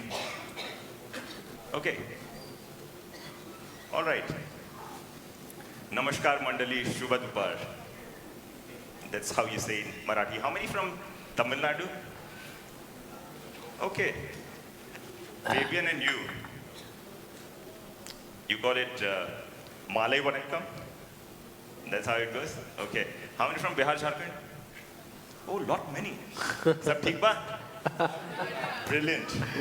Wow. Brilliant. Now, there wasn't any Mentimeter, and this actually helped me understand that we are such a diverse population here in this universe, if this is to be picked as a sample. All of us may have different tastes and preferences, isn't it? And when it comes to even recruiting, hiring, or candidate looking for certain role in certain city, etc., it's obvious that everyone will have their own choices, own preferences. And each one of us are individuals. Our preferences are very, very different from each other. So let's understand this fact first, that there's one organization that has to cater to individual aspirations. Now, if we are to run a survey and just say, what are the work timings if you are asked to go to office that you would want? And I'm damn sure that someone will say 9 to 6, other one will say 10 to 7, someone will say 12 to 8. The ones who want to wake up late in the afternoon will say 5 to 12 in the midnight, right? And there's this organization, poor organization, that is also at the same time trying to cater to the audience, the employees, right? And they, have those, you would join a lot of companies, next year or this year, rather next year. You would want cab facilities? All of you, how many of you would want cab facilities if you have to go to office? All of you would want, right? Now, let's pick this as an example and stay with me. You want cab services and you want flexible work timings. which also means that the company will have to run. So if I have, 24 hours in a day, then you run every hour of the day, 24 hours cab services for the employees, right? So we will have to understand from the other lens and not just from our lens to come to the right point. In the newspapers, last couple of weeks, you would have heard some organizations taking a decision that, 3 days a week is mandatory and so on and so forth, right? Well, pre-pandemic also, there was a lot of question on flexibility, work from home, and there were organizations that were flexible, and the ones that were flexible, they haven't, faced this pain so much. During the pandemic, when once the people, the employees got a flavor of, taste of, doing work from home, is when it all started happening. Because it became our habit that we must work from home. And hence the whole debate today. The point is, there is no perhaps clear answer to this, even if the organizations set up a flexible work environment like, 9 to 6 or 4 to 5 or whatever, or they provide cab services, or they do whatever to their liking. Individually, catering to each of your choices, it may not necessarily happen. And hence you will have to think it from the other side of the river as well, that why is it that organizations are not able to provide that flexibility? What are those barriers, right? You were talking about, give that timing, right? Timing. Who decides efficiency? Employee himself or herself will decide efficiency. Well, if that had been the case, then it would have been a utopia, because all of us believe that we are 100% efficient at work, isn't it? Right? So it is very important that, all the concept around flexibility, around work that we want to do, there's flexibility in everything. And, when I do hiring, Dev, I realize that we don't have to do, everything and anything in the world for making candidate experience excellent. Okay. Candidate experience is something which is a given for that matter. Otherwise, we will not be able to attract people. When it comes to learning, in the organization, when candidates join as employees, they would want flexibility for learning. They would want, onboard online classroom programs. They would want, classroom programs as well. This flexibility, that work model, the word work is segregated across all verticals of employee experience or engagement. And sorry, but a long answer, but thanks for helping me in answer this, that flexibility word, that work model of getting that there and thinking it from the other side will help the organizations in future to, cater to the employees better. Sure. Thank you. Thanks, Amit. Sankalp, now, when the Amit hired, right, he hired based on what he make the promises when he visit to the campus. He inducted into the system, right? How do you, as an organization, as a Deloitte, you measure the productivity, and especially in the era when we talk about the flexibility, talk about the hybrid work model, how do you ensure that employee productivity as an organization, what we committed, is delivered? Yeah, I'll just start with a disclaimer, and this is my personal opinion. I find questions about productivity in the context of hybrid a bit concerning, because there almost, and many times, there's almost an implicit assumption at the back that somebody not working from office is not productive or needs to be monitored. And I have concerns about that way of thinking, because I don't think that's fair or that's accurate. That said, productivity is a very relevant thing that always needs to be looked at, right? So at least for us, and maybe it's easier for us because we are a project-based organization, right? So all of our work gets delivered through projects for clients. For us, productivity is very directly linked to project-related metrics that then get aggregated and then get looked at a practice level for practice level metrics, right? So you have all your standard project-related metrics, is the work getting turned up on time, is the quality meeting standards. All of it gets measured because at the end of every project there is there's a check-in that you need to complete with your project lead or your engagement lead. So from a delivery perspective, productivity for us is very simply project performance. And for us, feedback is instant because the client's on the other side, right? So if your project's not going on track, you'll get it immediately. Similarly, if you have metrics in place across the organization and you've got dashboarding in place to be able to keep track of where those metrics are, I think you're okay. Long answer to the point that I was trying to make is that for us, productivity, whether it is hybrid or work from office, is the same. Productivity for us is about, are you delivering on the outcomes that you've promised the client as part of your engagement letter, as part of your ongoing work, as part of anything else, right? So same stuff around delivering projects on time, meeting quality standards, showcasing cost savings that you were supposed to deliver or revenue growth that you were expected to deliver. So yeah, and like I said, it's probably easier for us because we're a project-based organization. But I think the fundamental, if you want to offer hybrid, it has to come from a place of trust. Is I think the larger point that I was also trying to get. All right, thank you. So what is the Deloitte stand as of now? Are you started calling the people, the office? How does the model operate these days? It's mixed. So the way we've done it is offices are open. Okay. But you don't necessarily have to come into office every day, right? All so right. It's driven off a few things. One, primary requirement, the number one criteria is actually your client, right? So if there is an expectation or there is a requirement for us to be working out of the client side, then you have to be present at the client side, right? And the project and the project partner determine whether that is every day of the week, whether that is a certain number of days, however that is, right? So the number one criteria is your client.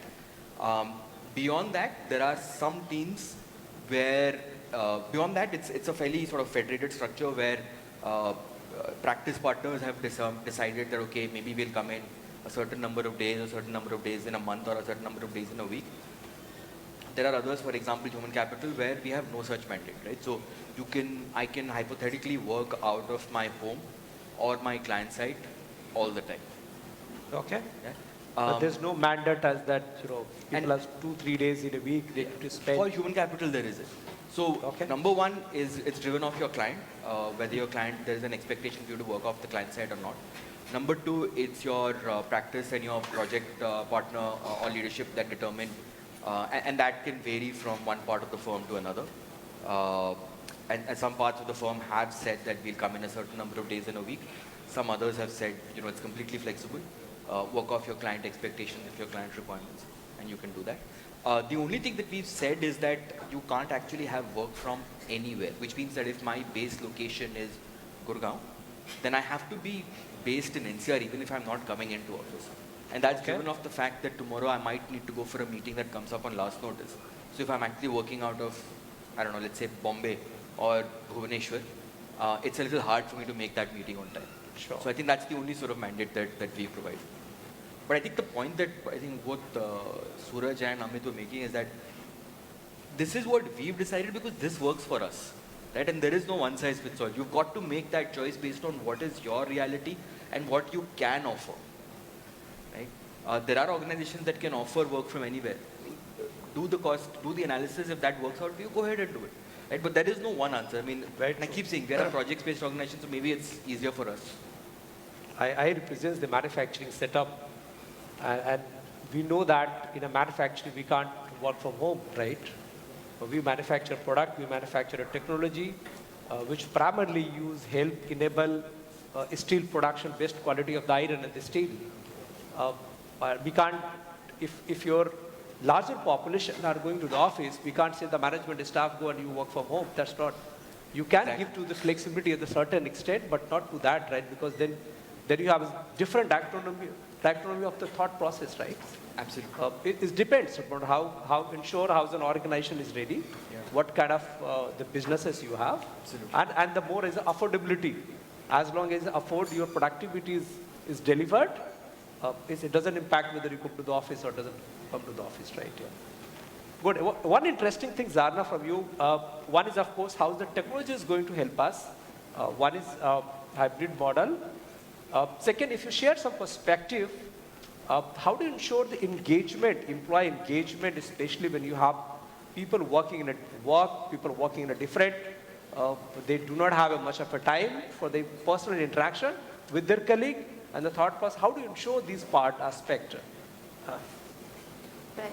That's a beautiful question. Thank you for that. First of all, I would just like to touch upon a certain, perspective and try to kind of bring in a little input from all of you and then try to make it simpler for you to understand. As we know, now we understand that what is a hybrid model all about. It also kind of gives a lot of, flexibility at the same time to each individual to work, in their own pace, right? It's not necessary that both the parties have to be in office or you have to go to office every time. At the same time, it doesn't mean that hybrid doesn't mean working online, right? Now, since we are clear about it, let's try and understand on the other flip side of it from an organization's point of view, that for an organizations to enable it to be providing this facility of hybrid model working, they need to ensure that there is a very strong technology which is supporting all of it, because there is a trust factor that comes into picture. We talk about moonlighting and all of that, right? What is nothing but the trust factor. So unless until the organization has to trust, the integrity, there has to be a very strong tools that needs to support it, provided with a very strong security that enables them to do it. And for that, there are a lot of tools and apps available. We call it product monitoring, where you will be able to monitor if somebody is not available at their place for beyond certain number of hours, presence monitoring. So these are some of the tools which really enables them to monitor from an organization's point of view. At the same time, from an employee's point of view, the benefit is, it's rather a win-win situation where there are the boundaryless, talent that is available in the market that an organization can take, utilize it. They don't really have to, worry about that, oh, if this talent is not available, it is not able to travel over here. They can also make use of them. So it's a boundaryless, talent that availability that can organization make an advantage, which is a win-win situation for both employee as well as the employer. Other than that, of course, it also enables the flexible working, at the same time. As a man or woman, I would just like to put it that way. Both needs to do that work-life balance. It's not responsibility only on a woman to have that work-life balance, and pandemic has taught it, very well. As Mr. Singh was just in the previous forum was mentioning, that he also has to learn how to do cleaning and dusting and help the wife, because there was no household support which was available, right? So technology has, made it possible for them to work at the same time, do the household and support at the same time, right?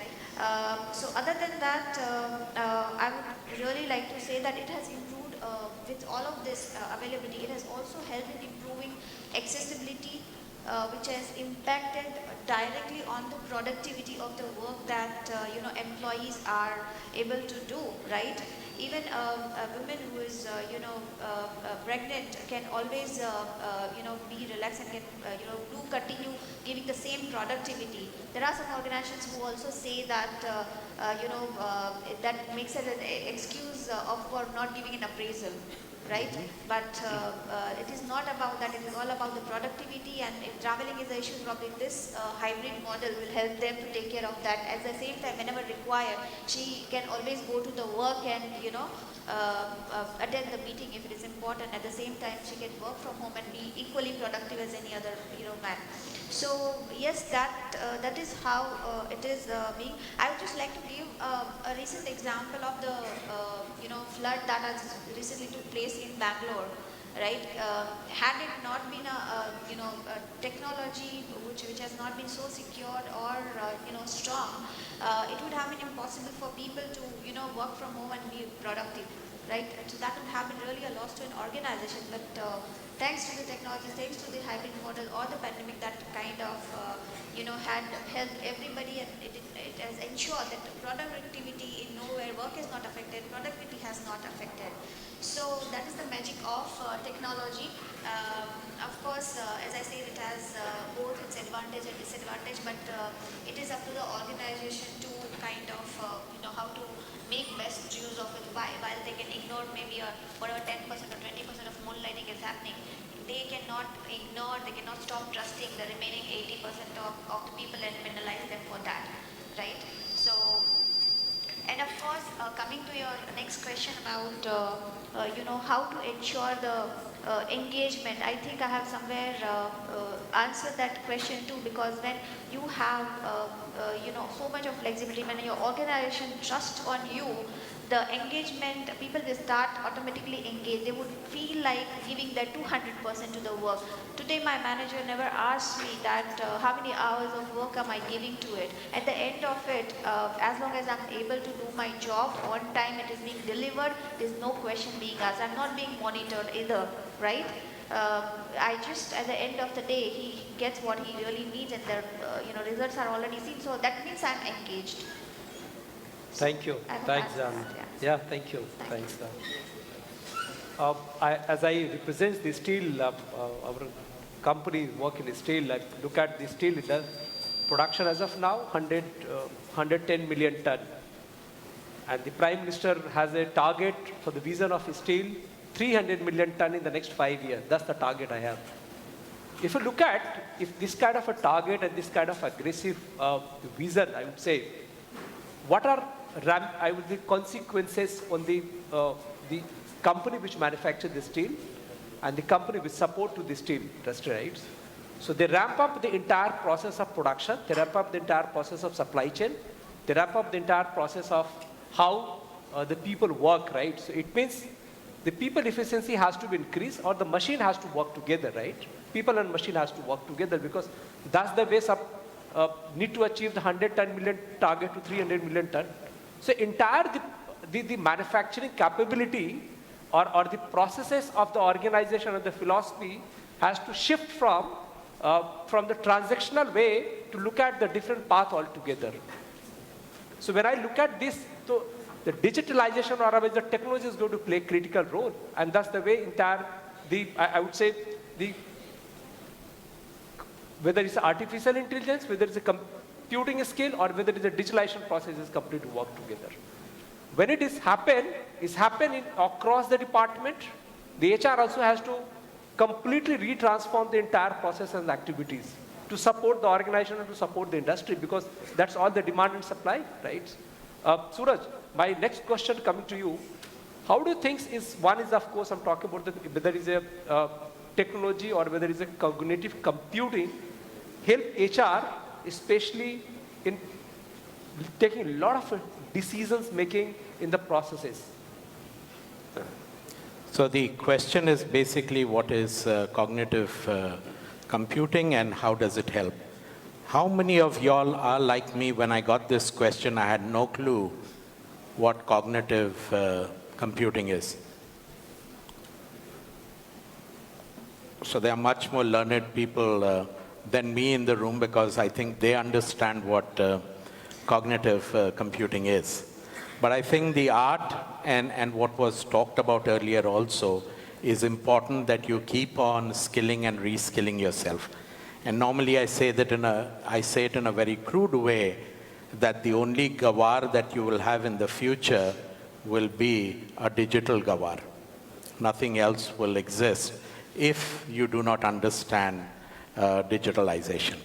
And I think I did a little bit of a research and I understood, cognitive computing is basically making of computerized models, for those who are like me that do not know this word, to stimulate the human thought process for complex solutions and come up with answers that will support the employee or the human to come to a quick solution.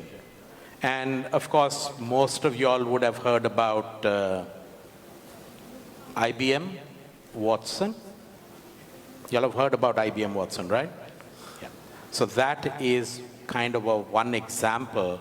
And even when you go further, you would see examples where robots and computers can do surgeries much faster than human beings, in a more precise way.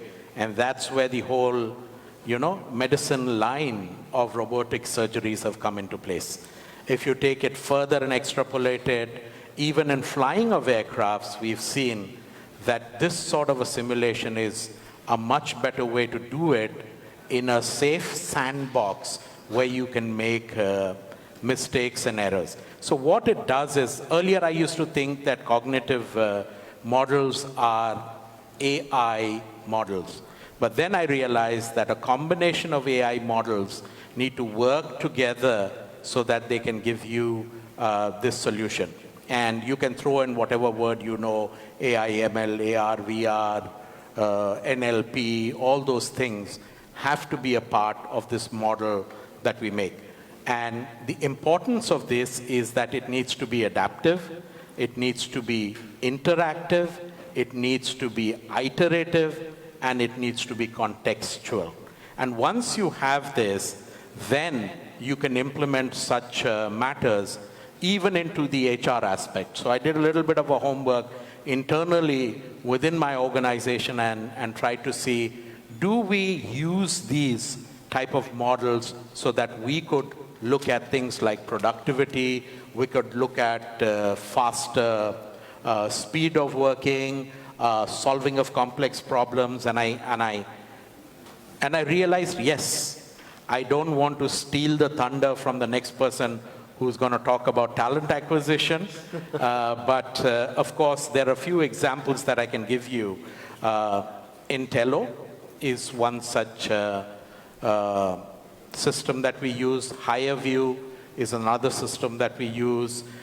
Even on other aspects of the whole life cycle of HR, we have Qualtrics, we have Arctic Shores, and even on the interaction front of how social media interaction builds up the brand image of an organization, and how can you post, repost, put stuff that is similar, echoes with the audience. They are tools like Avalanche and Social Bakers. So 3 areas that HR can use these tools in. One is, of course, talent acquisition, speeds up. So the millions of resumes you have, if a human being were supposed to parse through all of them and then give you the best 5, that's going to be a challenge, and it might take months together.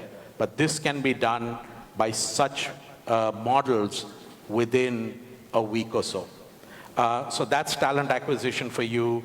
Even on talent development, we can use this, because you realize that the biggest gap today we have with the speed that technology is moving with is digital skills. And how do we cater to these major challenges is by a personalized learning path. So earlier, and I'll give you my example, when I was younger, I could go to a shop and say, give me size 40 suit, and I could wear it and I would be happy about that. Today, because of how I have become, every one of my suits has to be tailorized. Rafu, tailorized. So every one I have to go, because I've got a special shape and size, which I'm proud of, by the way, that I need to fit myself with. Likewise, even in training, earlier we used to do cut and paste, like we were talking about the industrial era. In the industrial era, we used to, even if we go before that, in the farming, agriculture era, our colleges and schools used to be like what? It used to be, a Gurukul used to be like a garden, everyone used to sit around. Then came the industrial era, where everything started happening in a sequence. And then you started seeing also people sitting, like you all are sitting today, in a sequence. Today, we are in the digital era. I do not know how learning is going to look. Everyone has to be individualized, like me. Special suit has to be made, and this cannot happen humanly. So that is where the intervention of such technologies will come into the picture. And the last and the most important one, which is the base of any HR operation.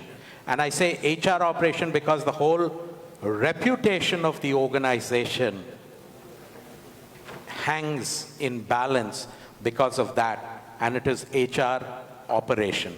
The back-end administrative work, which is not sexy to do, is done. And if that is not done well, no matter how flashy or how flamboyant way you've hired people with great scores, they've given you, customer centricity 10 upon 10.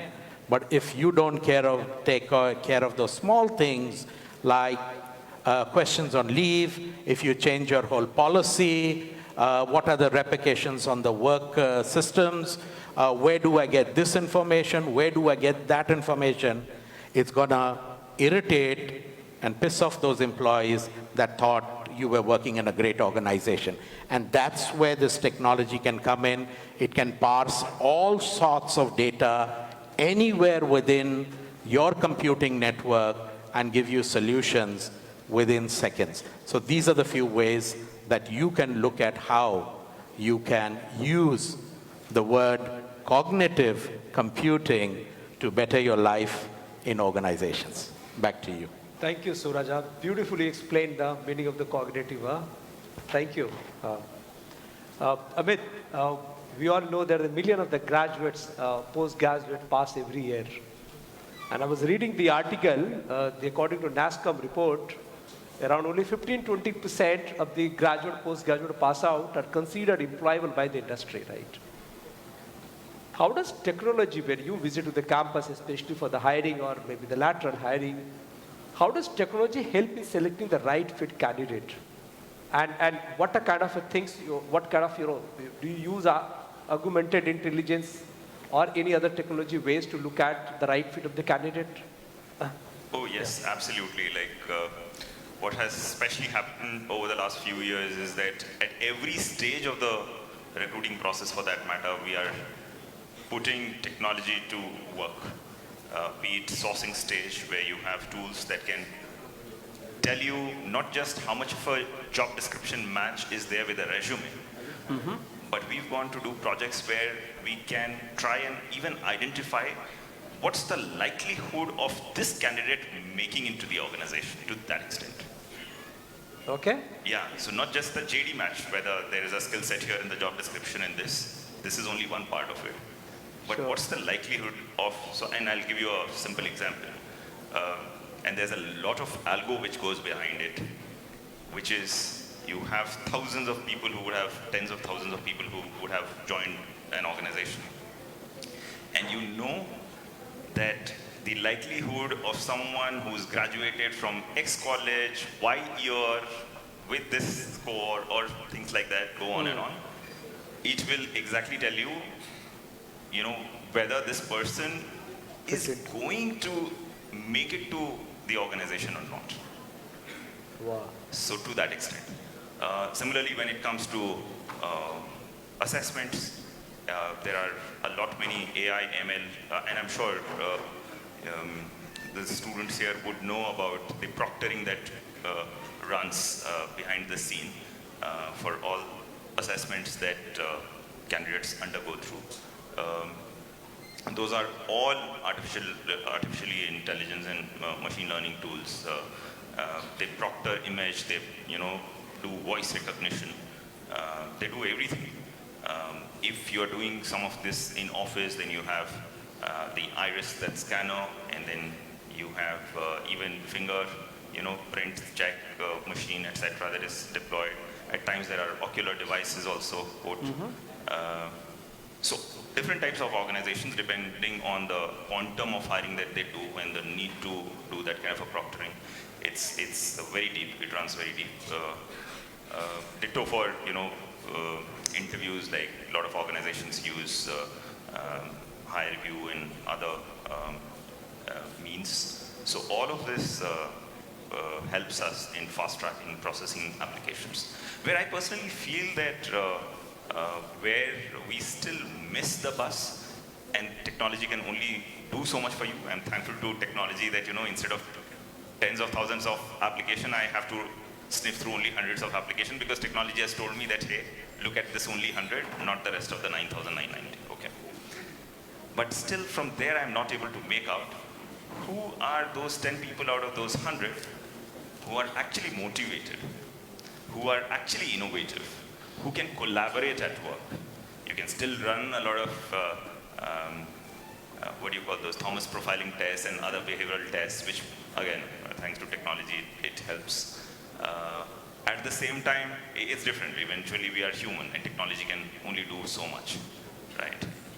So at every stage of the recruiting process, I think all the organizations use some of these pieces. Yeah. Good, thank you, thank you. But you know, the thing is, technology in hiring isn't just about scale. I mean, he talked about some wonderful stuff that they're doing to manage scale, right? But it isn't just about managing scale. It can also help get rid of unconscious bias which is there in those of us who are doing the screening. Right now, of course, then it depends on how you train the tech, because if you passed on your bias to the algorithm, then you're basically perpetuating the same thing. But it can actually help avoid a lot of the biases that might be there and make it much more objective. So it isn't just about scale. I mean, and you talk about all the wonderful things that they're doing, which is fantastic. But yeah. Maybe, you know, technology help us maybe ease out your work, right? Probably.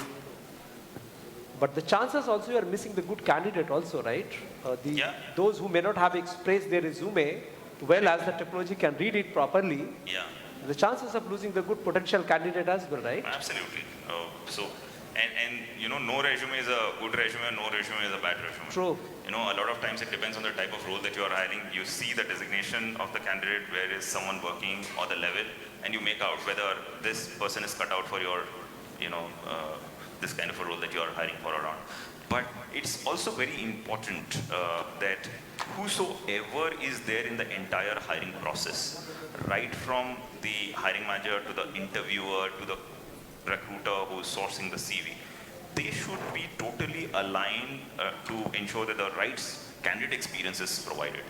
So it's possible that, like the way Sankalp mentioned, there is biasness that creeps up. So what you do, you run interviewer training programs, that how to conduct interviews, do's and don'ts, how do you greet, tell about the organization, the briefing, the closure, and all of that.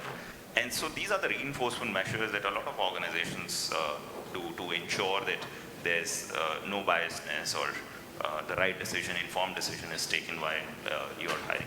So as I said, that, you know, there's only so much that technology can do. If you are to hire, say, thousands of people and you have to sniff through lakhs of applications, then technology can come to play, because obviously you don't have bandwidth to go through so many applications. So it definitely has a lot of usage, but eventually it boils down to that human element, you know, and that is something that you still have to crack. I would also like to add a point over here, that when, as an organization, when we are, opening the positions, when we are putting out the JD in the market, to avoid this unconscious biasness, we need to, as an organization, take the initiatives by removing the words he or she, you know, from the JD itself. So that is where we need to take the initiatives, okay? And unless, and we have to keep it, open, keep it out for an open discussion, and we need to, in fact, I would like to say leadership team should take the initiatives, or each manager should take the initiatives to open this discussion, and should be able to discuss in a very open forum. You know, this should be probably a topic of a discussion that should be discussed over the period of time about, what is diversity, what is inclusions, what are their thoughts. We should always hear it from them. Then only we would be able to, get going ahead. So when we are doing the hiring, as Amit rightly said, it has to be included right from the day one, and the initiatives has to be taken from an organization, and then we need to expect from, a candidate to kind of, put it across, or then only we get the right to judge the candidate. Otherwise, I think. And Dave, with your permission, there are at least two very, very important points, because this is actually meant for the students, so I can't stop and being a recruiter. It is very important to share a couple of things with all of you. In fact, I was about to tell you, everybody is looking up to you. Huh? Give some Guru Gyan or Guru Mantra, how to build the right resume to beat all your algorithm, huh? Okay. At least. By the way, we've just hired hundreds of, going to be graduates from KIIT. So thank you so much, KIIT. Oh, wonderful, huh? Yeah. All right. Very important, which is, we talked about flexibility. There are a lot of organizations that are opening offices and coming closer to, tier 2, tier 3 cities, etc. But irrespective of whether you get an opportunity in the location of your choice or not, the first thing for you should be to grab that opportunity, okay? What happens with this is that the way you expect others or the organization or anyone else for that kind of a flexibility, you should also embrace change and be flexible, okay? I'm sure for a lot of you, maybe Bhubaneswar is the right place to be because you have friends, families, everyone here. But if you get something in, say, Jaipur or Pune or Mumbai, don't hesitate at all. These are the initial steps or, stepping stones of your career. The more you are embracive, the better it will be for your future as well, because life is all about embracing change, embracing culture, new food, cuisine. You've traveled whole of Odisha, traveled the rest of the country, rest of the world, being there in those locations, because we would not want you to lose out on the opportunity, point number 1. Point number 2 is don't use any unethical means of making it to any organization, neither now nor in future, because that is something which is not required for you to do to achieve something in life.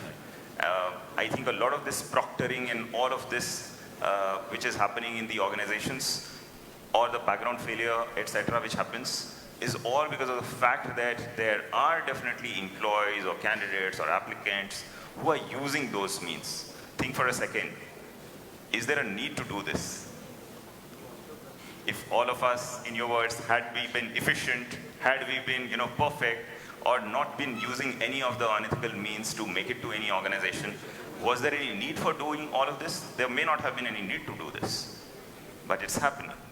And hence, that goes out as a word of advice from my side. There's no shortcut in life. There are no free lunches. Work hard and you will definitely do very well in your career. So that was it from my side there. Thank you. Thanks, Amit. Now the forum is open for all of you. If you have any specific question to any specific, the panelist, you can mention their name. Otherwise, you can. Yeah, please. There's a lady from the back. Yeah.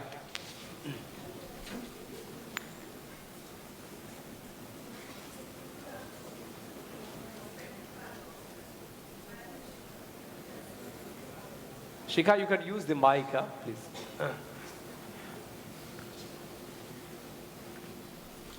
Sir, my question is, what impact does hybrid work have on company's culture? Wow, interesting question, huh? Very interesting. Something like that. So, yeah, may I? Yeah, please, Okay. please. So, hi Shikha. So, when we talk about company's culture, very good point and very good, a question. What is culture to you, means to you, if I may know that? What's your thought about culture? Let's understand that first. Culture is something that you are bound to do, like the ethics that you have. Where does it come from? Who decides it? Ma'am, the people only. And who are the people?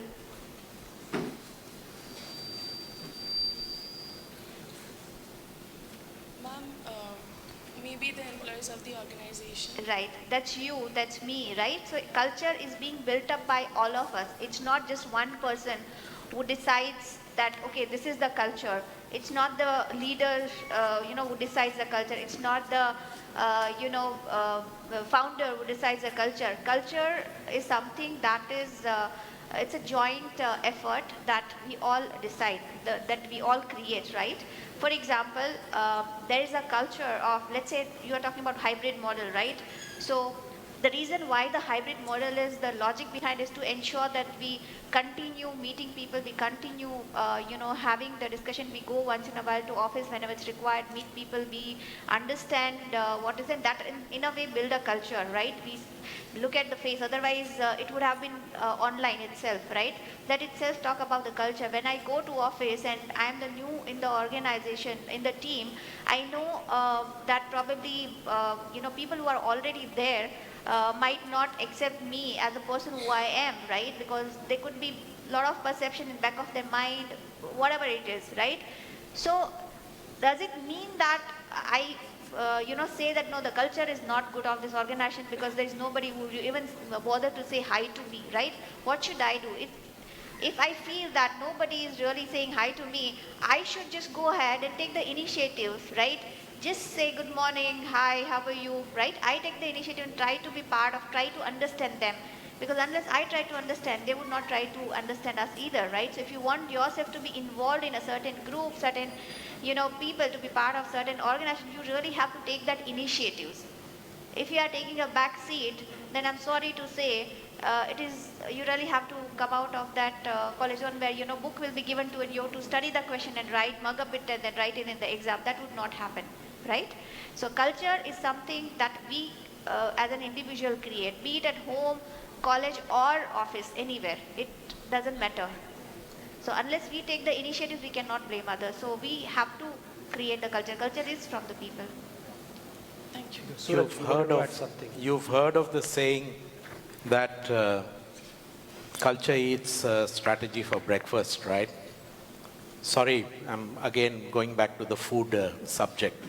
I'll give you an example from our organization. It's very important because when we hire people, the whole foundation of our organization is culture, and specifically the values that we have. And those values are, one of the values is trust. And the previous panel talked about that the whole foundation of hybrid working is trust. Now, if you don't have that culture of trust within the organization, every time someone is working from home, the manager is thinking, this fellow is having fun and not working at all. So what we try to do is we try to inculcate that in every fabric of whatever you do. So within our organization, that's the first thing you will hear.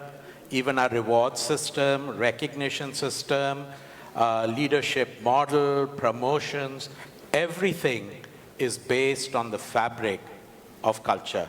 And that is what we emphasize. And we do that, and it doesn't start after the employee joins. It starts much before. Even when we select people, we look at different cultural fits before we even take them into the organization. So I think what I'm trying to say is, in this new model of working, you need to figure out how you can pass on this culture that you have within the organization.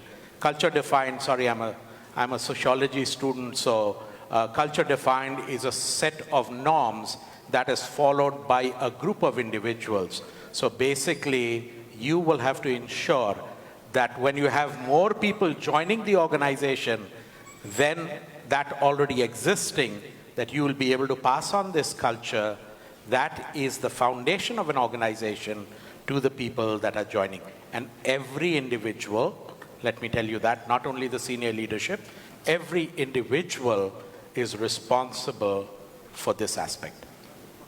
Thank you. Thanks, Suraj. Thanks, Arna. Any other question? Yeah, please.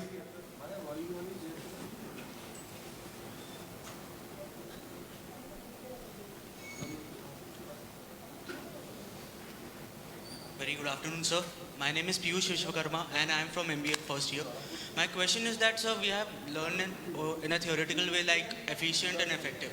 So can you please tell me an actual difference between efficient person and an effective person in a real life? You must have seen a lot of people under you who are working. So can you give us any example about it? All right. So you want to understand what is effective and efficiency, right, at the workplace? At the workplace, any person. Any personal, right? Perfect. Yes. Amit, Sankalp, anyone would like to? Yeah. Okay. All right. See, if you are able to do run-of-the-mill stuff very well, so if you are given 10 tasks and you know you're told or you're trained how to do that task, and you are getting that done in a stipulated time, you are efficient, okay? But effectiveness is something that I personally like, and I'm sure all of you would also like. Because how effective is that? Because you're doing those 10 tasks timely, fine. But at the same time, how effective is the work that you are doing for the organization, for the team, for the audience, stakeholders, students, candidates, interviewers, whatever work that you are doing? Are you making it effective, right, in your approach, from the ways of working, whatever you are doing for them? So it goes without saying that effective in a particular role, you definitely have to be efficient as well, but effectiveness in a particular role is something that organizations look for. At least I as a recruiter look for. Okay, yeah, Sankalp, you may want to add. I was going to ask you what the textbook difference is. Because you said you studied it, right? What's the textbook? We are learning right now, actually. It is in the theoretical part right now, and I want to know about the practical part. Okay. So are you contemplating yourself, you wanted to be effective, you wanted to be efficient person? That's the way this question came in your mind, Piyush? So, definitely I want to be an Or you want to be person. both? All right, no problem. Thanks, Sankalp, yeah, please. No, I actually gave it to Amit because I personally wasn't sure what the difference was. So thank you for helping me out. But look, I mean, I think if you can do the basics, if you can do it on time, and you'll meet a lot of people who tick the boxes, who do all the things, and you need them as well. I guess that's efficient, right? But if you really want to be effective, it's then are you thinking of new ways of doing things? Are you thinking about how you can do things faster? Are you bringing your own perspective to things? I guess that's sort of the next step of the evolution. Effective is wow, effective is delight. So if I have to, drop someone, outside, okay? One way is I have to drop 10 people, guests here, so I go 10 times, leave them there. That is, and I'm doing it on time. I have to drop them in 1 minute, come back, next guest, 1 minute, come back. That's efficient. Effective is while you walk for next 1 minute, you talk to that person, build that rapport, greet, leave that person in awe. That person remembers you for the rest of your lifetime, right? That is when you are effective. Efficient is just dropping that person outside. Basically, what impact are you going to, add on to it? What is it's a quality at the end of it, and what, impact are you going to leave with your personal traits is what effectiveness is. Let me try also to explain through what we are doing here now, this session. I being a moderator, I fairly given equal opportunity for all the speakers to speak. I manage this session well on time. That's my efficiency, efficiently enough to manage. How the quality of the discussion, and that's how are you going to impact through this learning? Is there something that you're going to learn? Is that I'm completely on the theme, on the topic or not? Is this talk about my effectiveness that we will carry in the learning perspective, right? Hope this is clear, right? Piyush? Yes, sir. Thank you, sir. Am I making sense? Definitely, sir. All right. Thank you. Thank you, sir. Thank you. Yes. I don't see any question from the back. It reminds me of my college days. I also used to sit in the back. I never asked a question when in such kind of a seminar, right? Please don't do that. Guys sitting on the back, any of you questions? Yeah? We have a question over there. Okay, Someone has please. a question Yeah. from there. Another. So, with the world moving towards augmented intelligence and hybrid workplace, I just want to know where the essence of traditional human resource plays a key role in today's organization scenario. And what about resilience and employee value proposition hand in hand? Wow, it's a very difficult question. In my 2 decades of experience, one question you put up the way the technology is building. Second, the resilience. Third, employee value proposition, right? I'm not sure going to take the effort to answer this, right? Maybe Suraj, you have done a lot of research, a lot of notebook here. Sure. Yeah. I'll take that. I think what happens is, and what will happen, because I love to look at crystal balls, and 5 years ago I said moonlighting is going to be a problem in a few of my articles. What's going to happen is everything that can be done by a computer, generalizing, you can add whatever you want, Word, IA, ML, CC that I talked about earlier, will be done by a computer. So every analytical stuff is going to go out from the purview of HR because it'll be available to HR in their fingertips. Then will come the idea of how they can add value to business. And adding value to business is in areas where analytical work is not required. That data that you get from the various systems that you have, you take that in, you parse it, and then you make sense out of it and say, these are the things that we need to put in place because of which we will have something much brighter and better. And I'll give you an example. When 10 years ago, when we were in HR, there's a very famous professor from the US. He loves to take a dig at HR. I'll not take his name. He made a statement. He said, in HR, you do two types of work. One is all the administrative work that anyway they don't know how to do, and finance does a much better job. And secondly is this job that I'm talking about. They have no idea, so I do not know why HR departments are required. And I think that is where we have to step in to partner with business to take what we have, to take your organization to the next level. And I always think when you talk about benchmarking, I don't believe in benchmarking. You know why? Because if you benchmark, that guy that you benchmark against will always be better than you. Why don't you set the trend for what you need to have in the future? This, in turn, of what you will do will be the value add that you require. Sometimes you think, why do we study not only HR or marketing? We have data analytics with it, finance with it, because today the world needs systematic thinkers who don't think in a silo, but think all across the functions, because what you do within your function will impact each and every aspect of the organization. And normally I say this, that in HR, what you do will impact the ecosystem of the work, and the ecosystem, what happens in the ecosystem, will impact HR.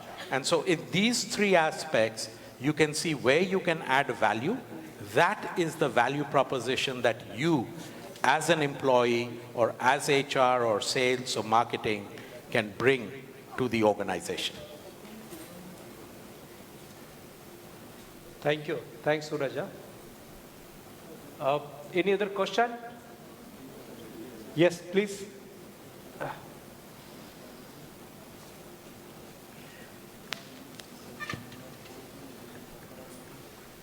Hello panel, my name is Rohit Manti. I am from MBA 1.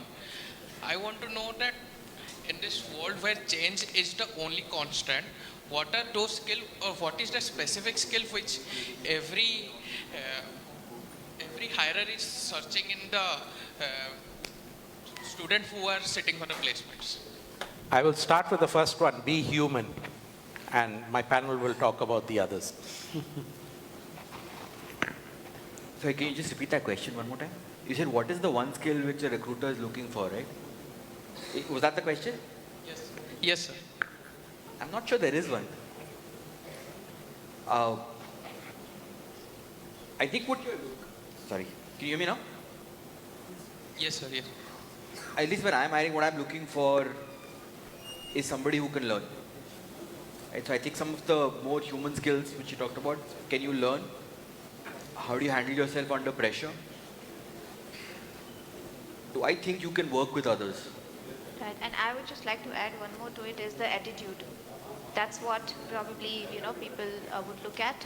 If there's a right attitude at right place at right time, You can, I mean, if you're carrying the positive attitude, which also includes your learning and, attitude towards learning, attitude to kind of learn new things, so that then there is no kind of, stoppage for you. So if you are ready to learn, if you are showing the right attitude to, give your best and learn, then you can never stop the growth. And I think that's what most probably, we as an organization would look for. That there has to be a right attitude, right? Skill can always be developed, but we cannot train anyone on the attitude. If somebody is coming with the wrong attitude, we cannot change it, because that's something which is inbuilt, right? And it takes a lot of time, and there is no training which is there. Best of my knowledge, we can change anyone's attitude. That's something that happens over the period of time, based on your experiences and perceptions. So yeah, I think that is more than above all the skills. I think it's the attitude that's what really matters in the beginning of your career and throughout, of course, yeah. But especially in the beginning, when you are still trying to decide and develop your skills, other skills, technical skills. So I just want to add one more what Suraj, Sankalp, and Zanna talk about. Your flexibility, or I would say adaptability, how fast you can adapt to the new system or to the changes which are coming, your response against to those changes. As we talk about your mental adaptability, how quickly you can adopt the situation, right? It's all about survival for the fittest, right? How well you can adapt, how well you can flexible enough to be the part of the change and response to the change accordingly. Thank you, sir. Thank you. Yes, any other question, ladies and gentlemen?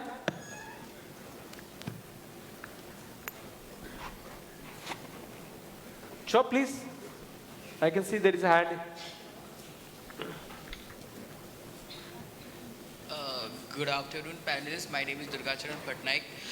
So my question is, are employees fully ready for a hybrid workplace, or do you face employee resistance? Sorry, can you please repeat your name and question again, please? My name is Durgacharan Patnaik, sir. And my question is, are employees fully ready for a hybrid workplace, or do you face employee resistance? All right, coming back to the hybrid workplace. What kind of workplace you are expecting when you probably after 1 year, when you graduated and you looking for a job, what kind of workplace are you expecting? Suitable workplace which is suitable for whom? Is an organization or for you? For me, organization, both. And who will define the suitability parameter?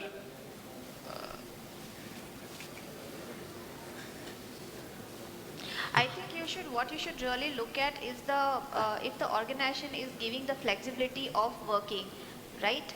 So if that is there, then all these things really doesn't matter, as long as you have the flexibility. But yes, hybrid, as my friend rightly said here, that hybrid means we expect people to be working from the same city, so that whenever there is there is a need, or there is a need for meeting, you are available there, right?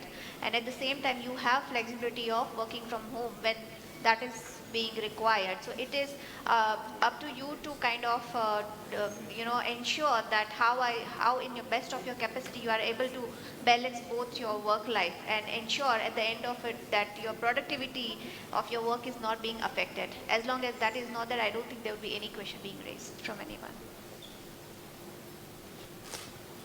Can I take the last question? Anyone? Could you please pass it on to the girl out there? She's been raising for a long time. Yeah.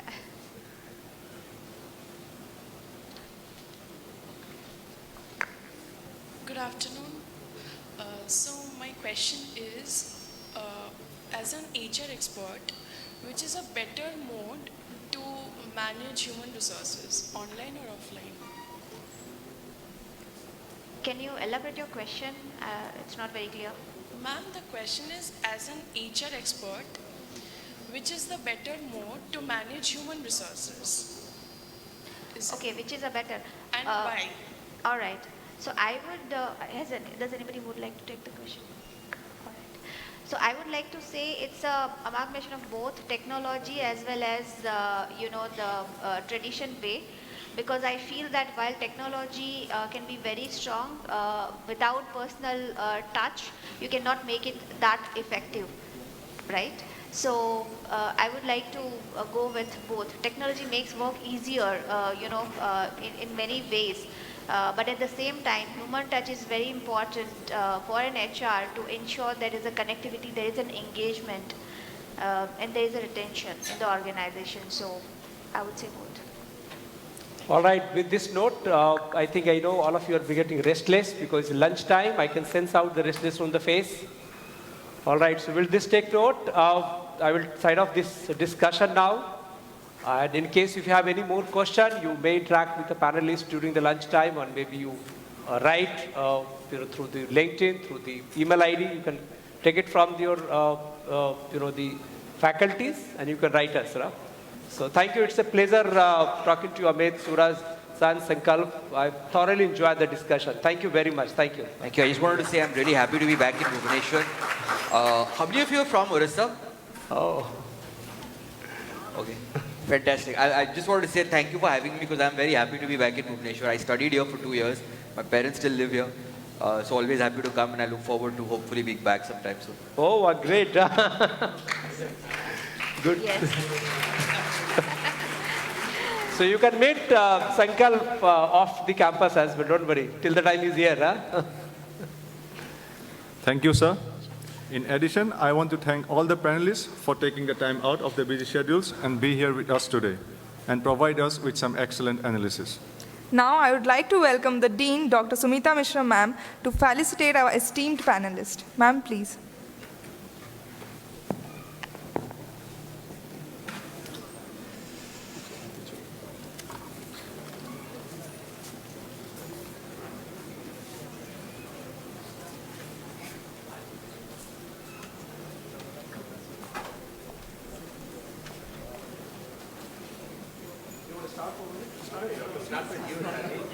You're the moderator.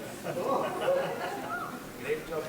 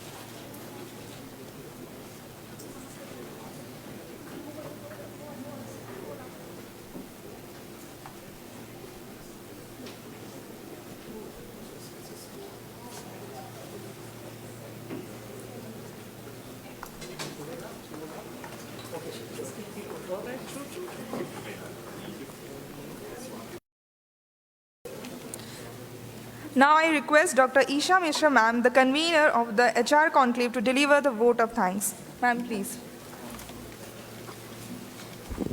Thanks for calling. It's a privilege to be standing here to present words of appreciation to the guest speakers today. The second panel focused on the rise of augmented intelligence and hybrid workplace. The insights from all the panelists were relevant and timely. I thank Mr. Amit Sinha from Accenture, Mr. Suraj Chetri from Airbus, Zarna Trivedi from Versa Networks, Sankalp Mahanti from Deloitte for the reflections, perspectives, and insights, and Mr. Dev Jha from Vesuvius for his meticulous moderation. We look forward to your presence soon in our campus, and thanks a ton. I would now request all the panelists and Dean Madam to please come for a photograph, following which I'll be requesting our workshop facilitators to also come on the dais for a photograph, as a few guests would be leaving soon after that.